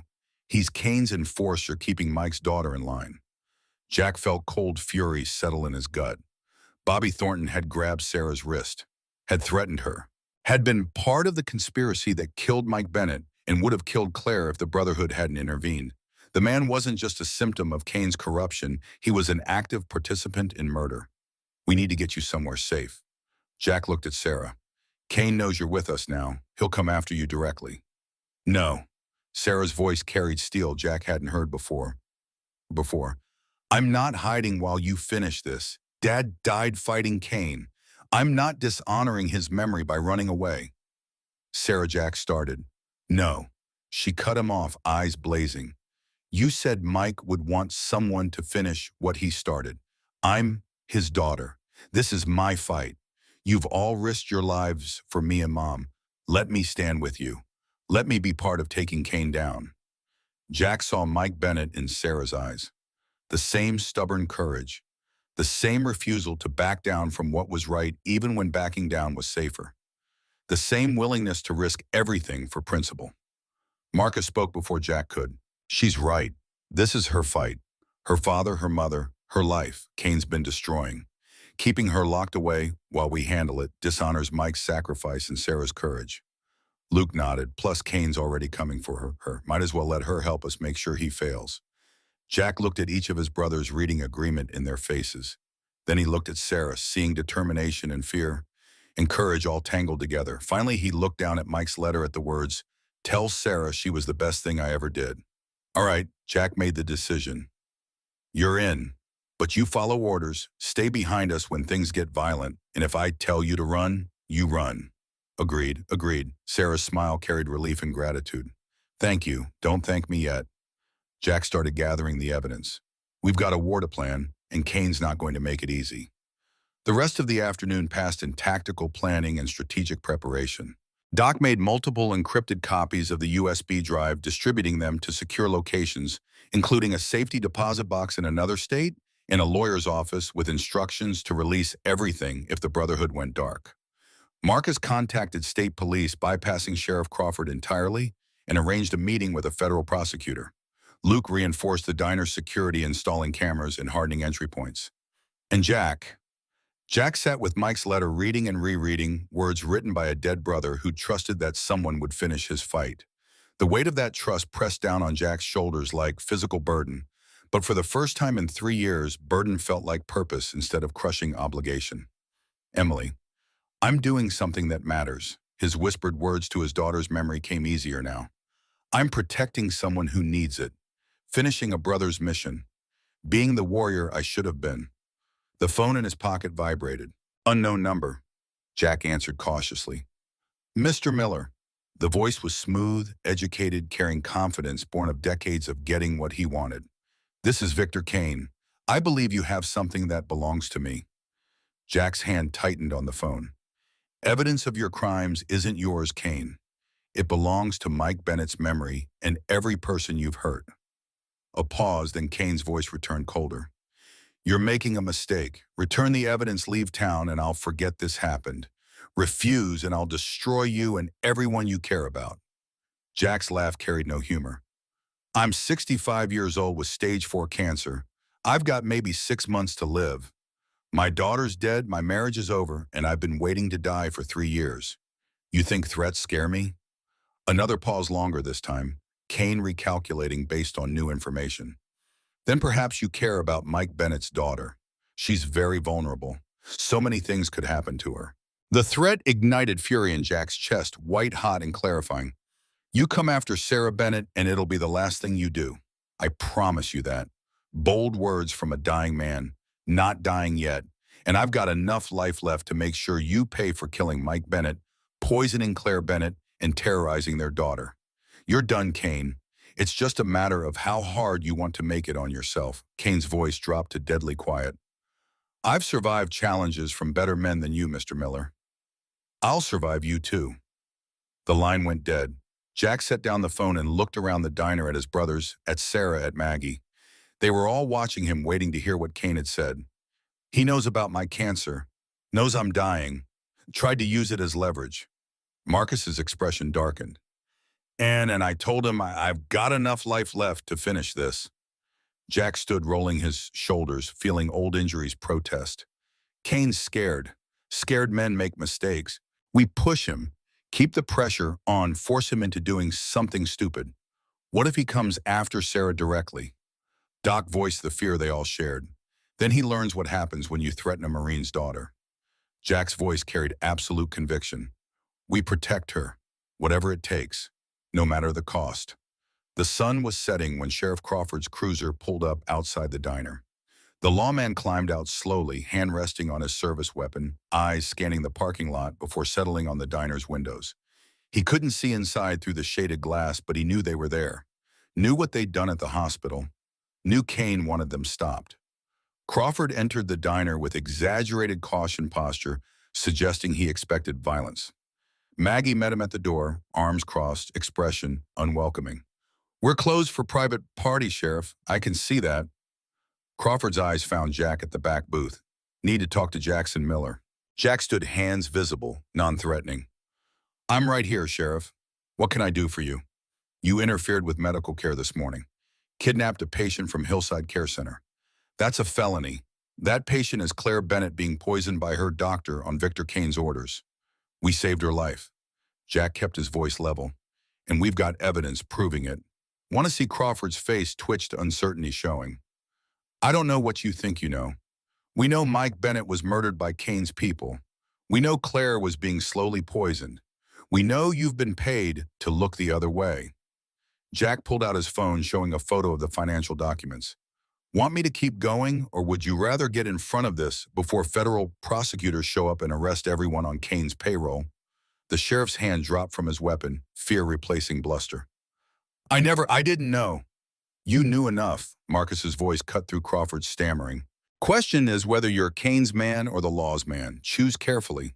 Your next words determine whether you go to prison with Kane or get immunity for testimony.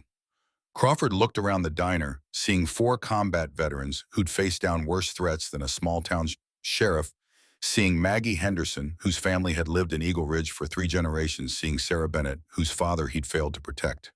The weight of his choices pressed down visibly on shoulders that had carried corruption for too long. What do you want from me? The sheriff's voice came out defeated. The truth. Jack stepped closer. Everything you know about Kane's operations. Names, dates, payments. You testify to federal investigators, you might walk away from this with your freedom. Stay loyal to Kane, you'll share his cell block. Crawford slumped into a booth looking older than his 50-odd years. Kane's been paying me for 12 years. Started small traffic tickets, fixed building inspections overlooked. Got bigger, bigger. By the time I realized what I'd become, part of getting out would have meant prison anyway. What about Mike Bennett? Sarah's voice shook with controlled fury. Did you know Kane was going to kill him? Crawford looked at her, shame written across his features. I knew Mike was asking dangerous questions. Warned Kane that Mike was getting close to evidence. Didn't know Kane would. He stopped, swallowed. Yes, I knew. Maybe not specifics, but I knew Kane would stop him permanently. Sarah launched herself across the diner, rage overwhelming self-control. Luke caught her before she reached Crawford, holding her back while she screamed, You let them kill my father. You knew and you did nothing. I'm sorry, Crawford's voice broke. I'm so goddamn sorry. I was scared. Kane threatened my family. Said if I didn't play along, my wife would have an accident. My kids would. You could have gone to the FBI. Jack's voice carried disgust. Could have done the right thing. Instead, you helped Kane murder a Marine and poison his widow. You don't get absolution just because you were shared. Crawford nodded, defeated. You're right, I'll testify. Give you everything. Just promise me my family stays safe. Kane can't reach them. We'll make sure of it. Marcus pulled out his phone. I'm calling our federal contact right now. You're going into protective custody tonight. Kane won't be able to touch you or yours. As Marcus made the call, Jack sat across from Crawford, studying the broken man who'd chosen corruption over courage. How many people did Kane hurt because you looked the other way? Crawford's eyes filled. Too many. God help me, too many. God might. Jack's voice was iron. But Mike Bennett's daughter won't. You live with that. The evening that followed was a blur of federal agents' protective custody arrangements and tactical planning. Crawford was whisked away to a safe house, his family following under guard. The federal prosecutor, a sharp woman named Jennifer Alvarez, who'd made her career taking down corrupt officials, reviewed the evidence with barely concealed excitement. This is the most comprehensive documentation of municipal corruption I've seen in 20 years. Alvarez's eyes gleamed as she scrolled through the files. Kane the mayor, half the city council, 2 judges, and the sheriff all wrapped up in a bow. Mike Bennett did incredible work. Mike Bennett died for that work. Sarah's voice carried grief and pride tangled together. He deserves credit. He'll get it. Alvarez looked at Sarah with sympathy. When this goes to trial, your father will be remembered as a hero who stood up when no one else would. When does the trial happen? Jack asked. When do you move on Kane arrests? Start tomorrow morning. Federal marshals will execute warrants simultaneously on Kane, his son, and 8 other conspirators. By this time tomorrow, Victor Kane's empire will be in ruins. Jack felt satisfaction settle in his chest. Good, that's good. But Alvarez's expression turned serious. Kane's dangerous. He knows his time is short. Men like him don't go quietly. You all need to be careful. Stay somewhere secure until the arrests are complete. We'll be fine. Jack's confidence wasn't bravado. We've handled worse. After the feds left the Brotherhood and Sarah regrouped at the diner. Maggie had prepared food nobody felt like eating, but they forced themselves to consume fuel their bodies would need for whatever came next. The atmosphere was strange relief at Crawford's confession, anticipation of Kane's imminent arrest, but also nervous tension because experience taught that operations never went perfectly clean. Sarah sat beside Jack, picking at her food without eating. It's really almost over. Almost. Jack covered her hand with his. Tomorrow, Kane gets arrested. Then comes trial, probably takes a year or more. But you and your mother will be safe. That's what matters. What happens to you, Sarah's question carried weight. After Kane's arrested and Mom's recovering, what happens to the Brotherhood? We go back to what we do. Jack's smile was gentle. Help veterans. Ride.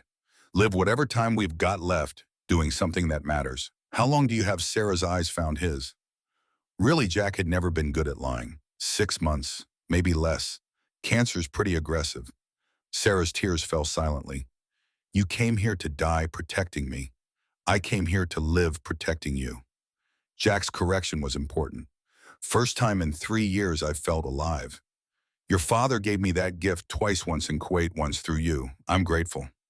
They sat in comfortable silence, two people bound by shared loss and newfound purpose. Outside, Eagle Ridge settled into another night of slow decline. But tomorrow, federal marshals would sweep through like avenging angels, and Victor Kane's reign of corruption would end.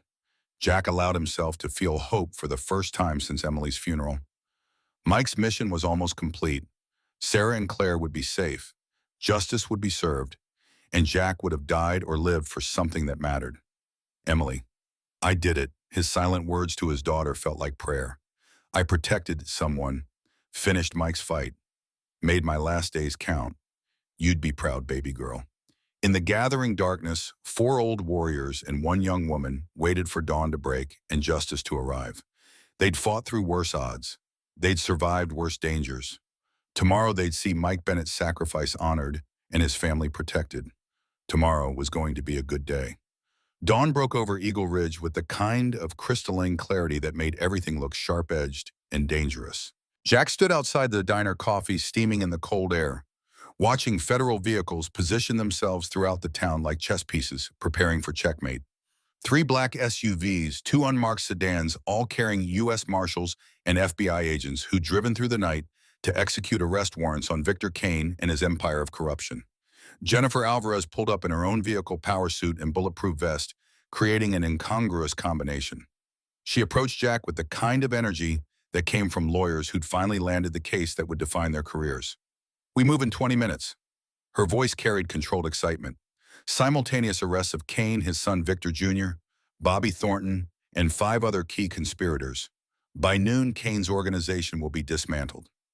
Jack nodded, but something cold and sharp twisted in his gut, the same instinct that had kept him alive through 2 wars and 100 firefights. Too easy. This is wrapping up too clean. What do you mean? Alvarez's professional confidence faltered slightly. Kane's smart, ruthless. He built an empire on staying 3 steps ahead of people trying to stop him. Jack's eyes scanned the street, cataloging sight lines and defensive positions from pure habit. You really think he's just sitting in his house, waiting for you to knock on his door? He doesn't have a choice, Alvarez gestured to the federal vehicles. We've got the evidence. We've got Crawford's testimony. Kane's options are surrender or run, and running just makes it worse for him. Unless he's already running. Marcus appeared beside Jack, own coffee in hand, reading his brother's concerns without words needing to be spoken. Or unless he's planning something we haven't anticipated. Alvarez's phone buzzed before she could respond. She answered, listened, and her face went pale. When the conversation was brief and one-sided. When Alvarez hung up, her professional composure had cracked into something approaching fear. Kane's house is empty. The marshals who did advance reconnaissance just reported back. No vehicles, no security, no sign anyone's been there since last night. She looked at Jack with dawning horror. He's gone. Jack felt ice settle in his veins. Not gone. Hunting. Sarah. Marcus's single word carried all the dread Jack was feeling. Kane knows she's the key. Kill her and Crawford's testimony becomes hearsay about a dead man's daughter who can't verify anything. The three of them were already moving, running for their vehicles. Jack's Harley roared to life, Marcus and Luke beside him on their own bikes. Doc appeared from inside the diner, reading the situation instantly from their faces. Kane's coming for Sarah. Jack's voice cut through the engine noise. Where is she? Still inside. Doc's hand moved to his waistband where Jack knew he kept a pistol. Maggie's with her. There, the explosion cut off whatever Doc was about to say. Not inside the diner, but close enough to rattle windows and send a plume of black smoke rising into the morning sky from the direction of Sarah's apartment building. Jack's apartment, where Kane thought Sarah still lived. That's a diversion. Jack's combat instincts screamed warnings his conscious mind was still processing. Kane wants us focused on the explosion while he hits the real target. The diner. Luke was already moving toward the entrance when Jack saw them, three vehicles approaching from different directions, boxing in the parking lot with tactical precision that spoke of military training. Not sheriff's deputies, not local muscle. Professional operators moving with coordinated purpose. Inside now, Jack was through the diner door before he finished, shouting, Marcus and Luke flanking him, Doc bringing up the rear. Maggie and Sarah were behind the counter, Maggie's shotgun already in her hands. Sarah's face pale but determined. Back room. Jack made the tactical assessment in seconds. The diner's front was all glass, indefensible. The kitchen had one door reinforced with limited sight lines for attackers. Not great, but better than being trapped in a fishbowl. They moved as one, Jack herding Sarah ahead of him, Maggie following with her shotgun, Marcus and Luke covering the retreat. Doc threw the deadbolt on the back door and started pushing a heavy steel prep table against it as an improvised barricade. How many? Sarah's voice shook but held steady. Jack counted vehicles and probable occupants. 15, maybe 20, professional contractors, probably ex-military. Kane spent serious money on this. Can we hold them? Maggie chambered around in her shotgun with the kind of competence that spoke of decades living in a place where law enforcement was 30 minutes away on a good day. Long enough for the feds to get here. Jack pulled out his phone, already dialing Alvarez. We've got defensible position, limited entry points, and the first burst of automatic weapons fire shattered every window facing the street simultaneously. Glass exploded inward in a deadly rain, booths and tables disintegrating under concentrated fire designed to suppress rather than kill. Jack threw himself over Sarah, covering her body with his own, while Marcus and Luke returned fire through the shattered windows, forcing Kane's people to take cover. Alvarez's voice came through Jack's phone, tinny and distant under the gunfire. What's happening? We're hearing shots. Kane's hitting the diner. 20 shooters, automatic weapons, professional execution. Jack's voice stayed level despite chaos erupting around him. How fast can you get here? 5 minutes. Marshals are already moving. Hold on, Jack. The line went dead. 5 minutes, an eternity in combat. Jack had seen entire battles won or lost in 5 minutes. Had seen men die in the seconds between heartbeats. 5 minutes was forever when people were shooting at you. Marcus Jack called over the sound of gunfire. How's our ammunition situation? 3 magazines for my pistol. Marcus was positioned behind an overturned table, returning fire with controlled precision. Luke's got similar. Doc 2 mags. Doc had moved to cover the back door, weapon drawn. If they try to breach from the rear, we're in trouble. Maggie's shotgun boomed and Jack heard a scream from outside. 1 shell left after that. The old woman's face was grim but steady. Then I make it count, a voice called from outside, amplified through a megaphone. Jackson Miller, you're surrounded. Send out Sarah Bennett and we let everyone else walk away. You've got 60 seconds to decide. Jack looked at Sarah, who'd wedged herself into the corner of the kitchen, pale but composed. They were asking him to trade her life for his own and his brother's. Asking him to break the promise he'd made to Mike Bennett, to dishonor the code he'd lived by for 65 years. Over my dead body. Jack's response needed no amplification to carry. Kane wants her, he goes through me first.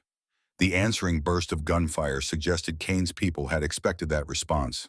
Bullets punched through the diner's thin walls, ricocheting off kitchen equipment, sparking against steel surfaces. Sarah screamed and covered her head.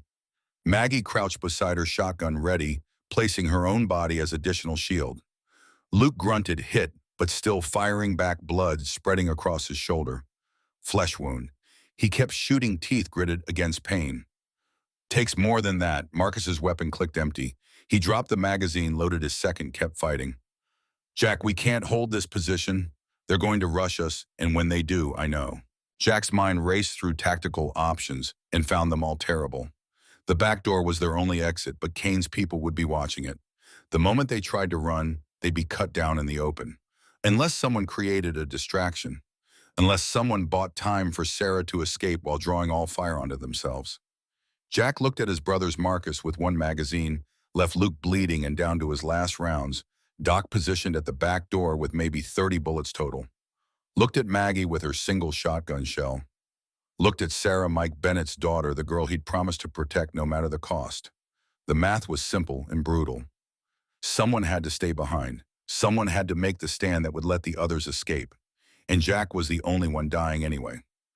Listen up. Jack's command voice cut through the chaos, making everyone focus on him despite the continuing gunfire. Doc, when I give the signal, you take Sarah out the back. Marcus and Luke provide covering fire.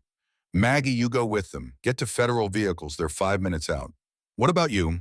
Sarah's question carried the weight of already knowing the answer. I'm buying you time. Jack checked his pistol. 2 magazines left, 30 rounds total. Not enough to win, but enough to make Kane's people focus entirely on him instead of pursuing Sarah. Jack, no. Marcus's objection was immediate. We don't leave brothers behind. That's not how we operate. Mike didn't leave me behind in Kuwait.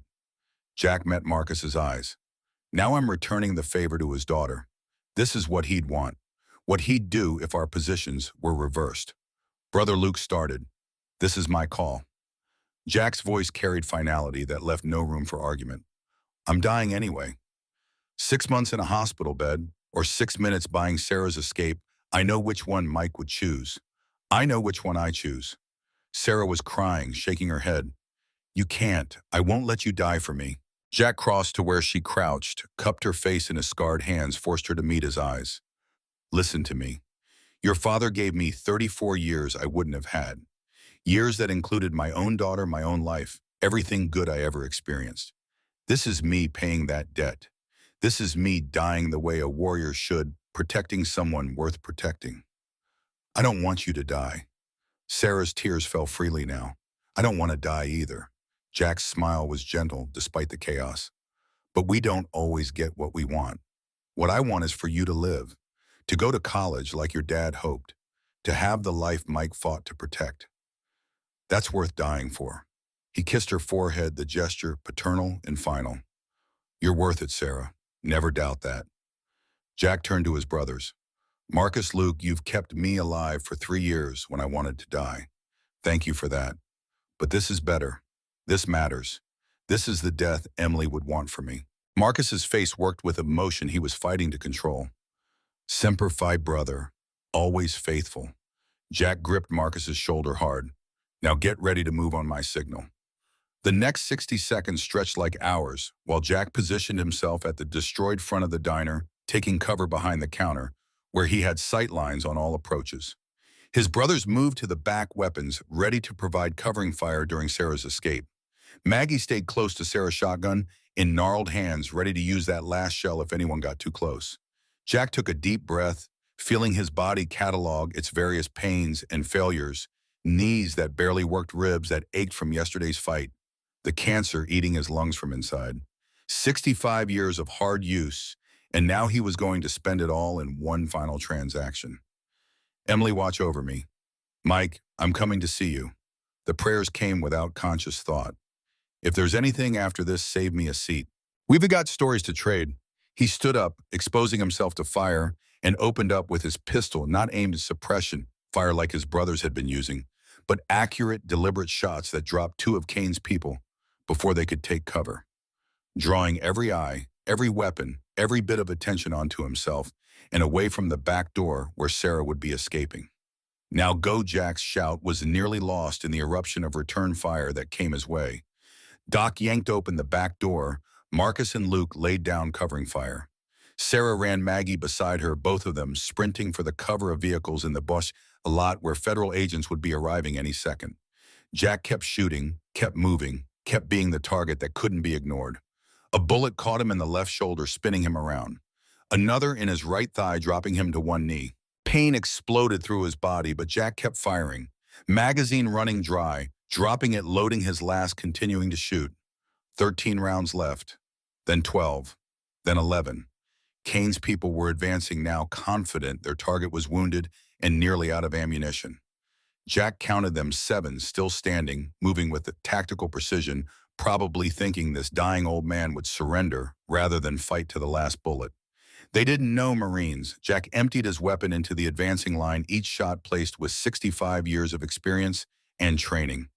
3 more men dropped. 4 left. Gun clicked empty. Out of ammunition, but not out of fight.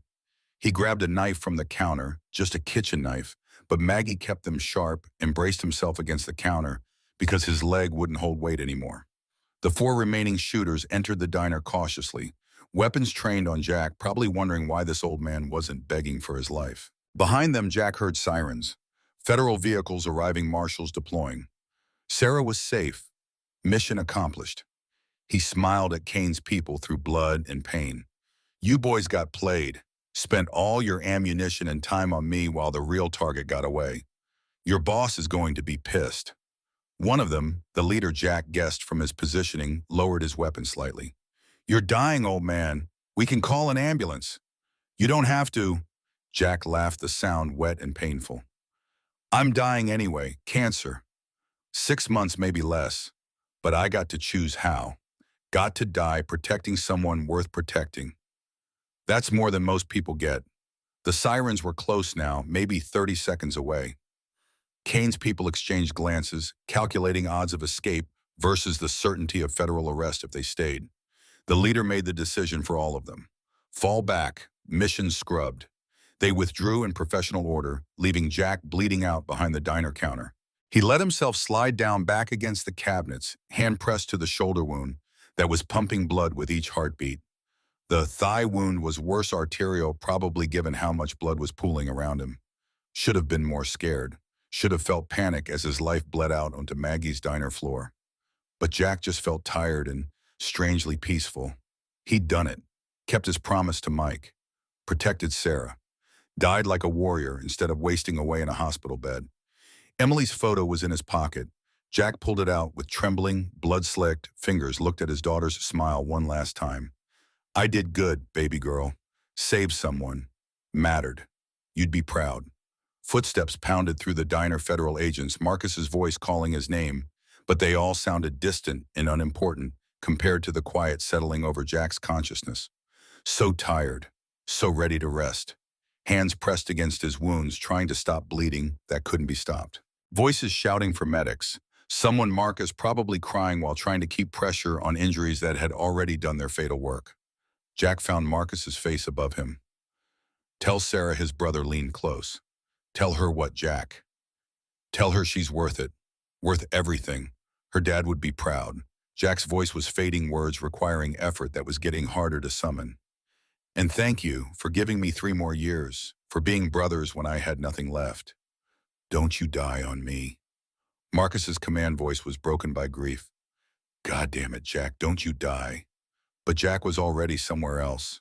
Vision tunneling, sounds fading. He saw Emily standing in light that didn't hurt his eyes, smiling the way she had when she was alive and happy in his. Saw Mike Bennett in his dress uniform saluting with the kind of respect reserved for warriors who'd completed their final mission. Sarah's safe, Jack's last words came out barely audible. She's safe, Marcus's voice cracked. She's safe, brother. You did it. Good, Jack's eyes closed. That's good. The world went quiet. The pain stopped. And Jackson Miller, Marine Force Recon, 65 years old, and finally at peace, went to join his daughter and his brothers, who'd gone before. Sarah watched from behind federal vehicles as EMTs rushed into the diner, watched them emerge carrying a stretcher bearing a sheet-covered form that could only be Jack. She tried to run to him, but gentle hands held her back. Jennifer Alvarez faced grim, explaining that Jack was gone, that he'd died buying them time, that he'd died a hero. The words meant nothing. Sarah had lost her father 5 years ago to Kane's violence. Now she'd lost the man who'd stepped in to finish what Mike started, the warrior who'd treated her like the daughter he'd lost. 2 fathers dead because they'd believed protecting her was worth dying for. Marcus appeared face-haggard, blood covering his hands and shirt. He opened his arms, and Sarah collapsed into them, sobbing against his chest, while this man who'd been Jack's brother held her the way Jack would have if he'd survived. He loved you. Marcus's voice was rough, like you were his own. He was ready to die, but finding you gave him a reason to live first. You gave him that gift. I got him killed. Sarah could barely speak through tears. If I hadn't needed help, if Dad hadn't investigated Kane, if people like Kane weren't evil, none of this would have happened. Marcus pulled back, hands on her shoulders, forcing her to meet his eyes. Jack made his choice. Died protecting someone worth protecting. That's a warrior's death. That's the death he wanted, but I needed him. Sarah's voice broke on the admission. I know. Marcus's own eyes were wet. We all did. But Jack needed you too, needed purpose, needed to matter again. You gave him that. These last few days with you, fighting for you, that was him alive again for the first time since Emily died. The diner was a crime scene, now federal agents documenting everything, collecting evidence of the firefight that had turned a small-town breakfast spot into a battlefield. Maggie stood with Luke, who'd been treated for his shoulder wound and refused transport to a hospital, both of them staring at the destruction with shell-shocked expressions. Doc approached Sarah and Marcus, his face older than it had been a week ago. I was with him at the end. He wasn't scared, wasn't in pain. He just let go, like he'd been holding on for years and finally had permission to rest. What do we do now? Sarah's question encompassed everything, the loss, the grief, the sudden absence of the man who'd made her feel safe for the first time since her father died. Now we finish what Jack started. Marcus's voice carried steel beneath the grief. Kane's still out there. He ordered this. He killed Mike, tried to kill him. Claire killed Jack. We make sure he pays for all of it. The federal marshals found Victor Kane 3 hours later, holed up in a hunting cabin 40 miles outside Eagle Ridge with his son and Bobby Thornton. They'd been preparing to flee the country, had fake passports and a chartered plane waiting. The marshals hit the cabin with overwhelming force, and Kane, so used to buying his way out of problems, discovered that money didn't stop bullets or arrest warrants. By nightfall, Kane's son Bobby Thornton and 17 other conspirators were in federal custody. Mayor, city council members, the 2 corrupt judges, all arrested, all facing decades in prison. Mike Bennett's evidence had blown apart an entire network of corruption that had strangled Eagle Ridge for over a decade. Sarah stood in Hillside Care Center's parking lot as the sun set, looking up at her mother's window. Claire had been moved back from Carlson County once the immediate danger passed, and doctors said she was improving rapidly now that the poisoning had stopped. In a few weeks, she'd be strong enough to come home. Home. Sarah wasn't sure where that was anymore. The apartment was destroyed, whether from Kane's explosion or the firefight, she wasn't sure. The diner was a crime scene that would be closed for weeks. Everything familiar had been shattered, and the man who had promised to protect her was dead. Marcus found her there, standing alone in the gathering darkness. Brought you something. He handed her a box, small, wooden, clearly handmade. Sarah opened it to find Jack's Marine Corps medallion, the one he'd worn on his dog tags, alongside a letter in Jack's distinctive handwriting. When did he write this? Last night. Marcus's voice was thick. After everything calmed down, but before this morning, he said if anything happened to him, I should give this to you. Sarah's hands trembled as she unfolded the letter. Baron, if you're reading this, I didn't make it. That's okay, I was dying anyway. And going out protecting you is a hell of a lot better than wasting away in a hospital bed. I want you to know that these last few days with you have been the best I've had since Emily died. You gave me purpose again, made me feel like a father, a protector, a warrior. On all the things I'd stopped being when I lost my daughter. You remind me of Emily in the ways that matter, not looks, but heart. That stubborn courage. That refusal to quit, even when quitting would be easier. That capacity to keep loving, even when love has cost you everything. Your father saved my life in 1991. I tried to repay that debt by protecting you, but I think I actually got more than I gave. You saved me too, Sarah. Pulled me back from the edge I'd been standing on for 3 years. Gave me a reason to live before I died. I'm giving you my medallion because I want you to remember what it stands for. Honor, courage, commitment. Your father lived by those values. I tried to. Now I'm trusting you to carry them forward. Go to college. Study something that matters. Help people. Fall in love. Have children. Name one Mike if it's a boy. Emily, if it's a girl, tell them about the warriors who loved them before they were born. Live, Sarah. Live fully and without fear. That's what your father wanted. That's what I want. Don't let our deaths be meaningless by refusing to embrace the life we died protecting. You were worth it, worth everything. Never doubt that. Semper Fidelis, Jack Miller. Sarah clutched the letter and medallion to her chest, grief threatening to drown her. But underneath the grief was something else: gratitude, purpose, determination to honor the sacrifices made for her. The Brotherhood will take care of you. Marcus's arm came around her shoulders. Your family now. Whatever you need, whenever you need it, we're here. What about Jack? Sarah's voice was small. What happens to him? Military funeral at Arlington. Marcus's pride was evident through the grief. Full honors. They're flying his body to Virginia tomorrow. Emily's buried there. We'll enter Jack beside her the way he wanted. Can I come? The request came out before Sarah fully formed the thought. Marcus smiled sadly. Jack would have wanted you there. We all would. 3 days later, Sarah Bennett stood in Arlington National Cemetery, surrounded by warriors, the Brotherhood in full colors, federal agents who'd worked the case, Marines from Jack's old unit who traveled from across the country to honor a fallen brother. Even Jennifer Alvarez came, representing the justice system that had finally caught up to Victor Kane.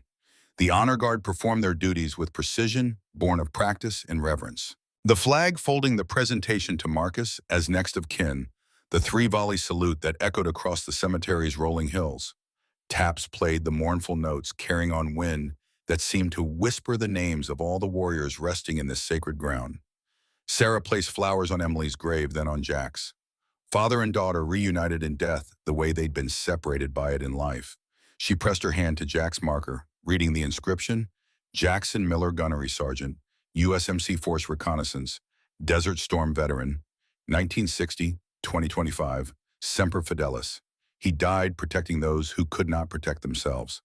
The words Marcus had chosen for the marker seemed inadequate to encompass everything Jack had been, everything he'd done. But then words always fell short when trying to capture warriors. Thank you. Sarah's whispered words were meant for both graves. Thank you for loving me, for protecting me, for showing me what courage looks like. She placed Jack's medallion on his grave, then reconsidered. Jack had given it to her for a reason, wanted her to carry those values forward. She slipped the chain around her neck, feeling the weight of it settle against her chest beside her father's medallion. 2 warriors, 2 medallions, 2 men who died believing she was worth dying for. Sarah would spend the rest of her life trying to be worthy of that belief. The trial of Victor Kane lasted 3 months and became national news. Federal prosecutors presented overwhelming evidence of corruption, murder, and racketeering that made even hardened journalists shake their heads in disgust. Mike Bennett's documentation proved every charge, and Crawford's testimony filled in gaps that documents couldn't cover. Kane's defense tried everything, claiming evidence was fabricated, attacking Crawford's credibility, suggesting the Brotherhood had manufactured the case. But the jury saw through it all, saw Kane for what he was: a predator who'd used money and influence to terrorize an entire town. The verdict came back unanimous: guilty on all counts, life in prison without possibility of parole. Sarah was in the courtroom when they read the verdict. Watched Kane's face crumble as he realized money couldn't save him this time. Watched Bobby Thornton led away in chains to serve his own life sentence for murder. Watched justice, real justice, finally being served. Jennifer Alvarez found her in the courthouse hallway afterward. Your fathers would be proud, both of them. This conviction stands as proof that corruption doesn't win forever, that good people fighting back can make a difference. It costs too much. Sarah's voice carried the weight of all the losses. Alvarez nodded solemnly. It did. But Mike and Jack knew the cost when they made their stands. They deemed it worth paying. Now you get to decide if their sacrifice means something or nothing. The words stayed with Sarah through the months that followed, through her mother's full recovery and return home, through the rebuilding of their lives in an Eagle Ridge that was slowly healing from Kane's influence, through the decision to use the scholarship money Jack had left her to study criminal justice at Arizona State. 1 year after Jack's death, Sarah returned to Arlington with the Brotherhood. They'd made it an annual tradition, visiting Jack and Emily, sharing stories, making sure their memories stayed alive. Marcus, Doc, and Luke had all aged visibly over the year, the weight of losing their brother showing in gray hair and deeper lines. But they'd also found new purpose. The Brotherhood had expanded, taking on more cases, helping more veterans, protecting more families. Jack's sacrifice had become the rallying cry, proof that one warrior's stand could change everything. Sarah placed flowers on both graves, then stepped back to let the Brotherhood have their moment. She wore both medallions, now her father's and Jack's, and they'd become her touchstones in difficult moments. Reminders that courage existed, that sacrifice mattered, that love could be stronger than death. A young Marine approached hesitantly dressed uniform, crisp eyes showing the kind of haunted look Sarah had learned to recognize in combat veterans. "Ma'am, I heard stories about Gunnery Sergeant Miller, about how he died protecting a civilian. I wanted to pay my respects." Sarah gestured to Jack's grave. "He was a hero, saved my life, and stopped a corrupt developer who terrorized my town for years." The young Marine knelt, placed his hand on the marker. "That's what we're supposed to do, right? Protect people who can't protect themselves." That's what Jack believed. Sarah's voice caught. He lived it every day, died living it. The Marine stood, saluted Jack's grave with precision that would have made Jack proud. "Semper Fi Gunny, rest easy. We've got the watch." Sarah watched him walk away, then looked at Marcus. "Does it get easier?" Missing him, no. Marcus's honesty was gentle. "But it gets different. The grief becomes part of you instead of consuming you. You learn to carry it, to honor it." "How do I honor it? How do I make his death mean something?" "You're already doing it." Marcus gestured to her college acceptance letter, visible in her jacket pocket. "You're studying to help people. You're standing up for what's right. You're living the life Jack died protecting. That's how you honor him." Sarah nodded, understanding, settling over her like a blanket. She couldn't bring Jack back, couldn't undo the violence and loss, but she could live fully, courageously, purposefully, could become the kind of person worthy of the sacrifices made for her. That evening, sitting in Maggie's rebuilt diner, stronger now, with bullet-resistant windows and a memorial plaque honoring Jack Miller, Sarah worked on her college application essay. The prompt asked about someone who'd influenced her life. She wrote about her father, about Jack, about warriors who stood up when others looked away. Wrote about honor and courage and commitment. Wrote about the night bikers walked into a diner and changed everything. And she wrote about purpose, about learning that life was worth living fully, even when, especially when it had been bought with someone else's blood.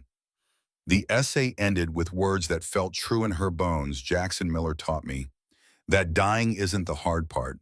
Living with purpose, protecting those who need it, standing tall when it would be easier to look away, that's the hard part. He did the hard part every day of his life, and especially on his last day." I carry his medallion now alongside my father's. They're heavy not from the metal, but from the responsibility they represent. The responsibility to be worthy, to make their sacrifices mean something, to live fully and without fear. I'm studying criminal justice because corruption killed my father and the man who avenged him.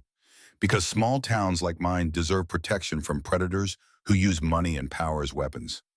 Because warriors like Jack and Mike shouldn't have to die to make the world marginally less terrible. I'm living because Jack died protecting me. That's a debt I can never fully repay, but I can spend my life trying. I can be the person he believed I was: strong, courageous, committed to something larger than myself. Thank you, Jack Miller, for showing me what warriors look like. Thank you for proving that one person's stand can change everything. Thank you for dying so I could live. I promise I'll make it count. Sarah saved the document, feeling something settle in her chest. Peace, maybe. Or purpose. Or the strange combination of grief and determination that came from being loved by warriors and watching them die to protect you. Outside, the Arizona sun was setting over Eagle Ridge, painting the desert in shades of amber and gold. The town was healing slowly, but healing. New businesses were opening. Young families were moving in. The corruption that had strangled them for years was gone, excised, like cancer leaving space for something better to grow. Sarah touched the medallions around her neck and made a silent promise to the men who'd worn them first. "I'll make you proud. I'll stand up. I'll fight back. I'll be worthy of what you gave me."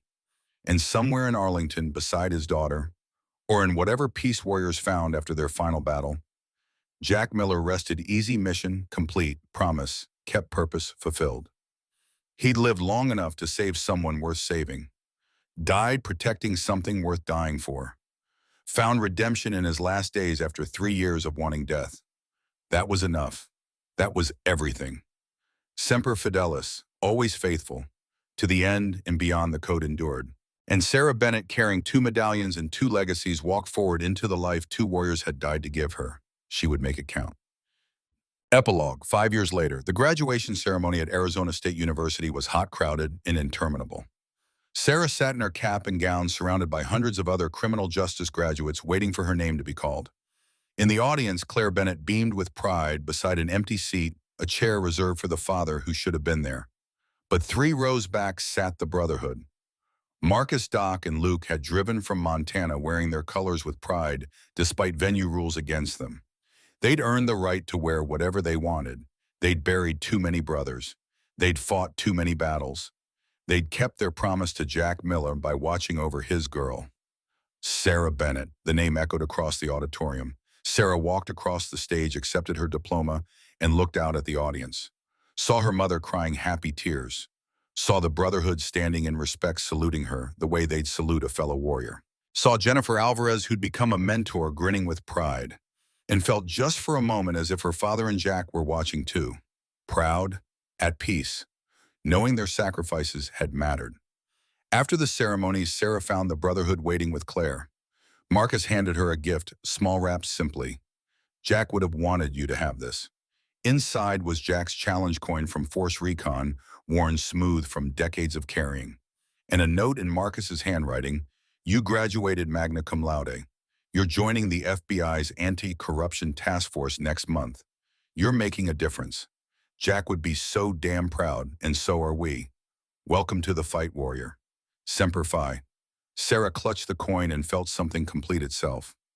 A circle that had started in a diner 5 years ago, when 4 warriors on motorcycles had walked in and changed everything. She was FBI now, would hunt corruption the way her father and Jack had, would protect people who couldn't protect themselves, would stand up when others looked away. Because that's what warriors did. And Sarah Bennett, carrying 2 medallions, 2 legacies, and 1 sacred challenge coin, was a warrior now. The old protectors had died, but their code lived on.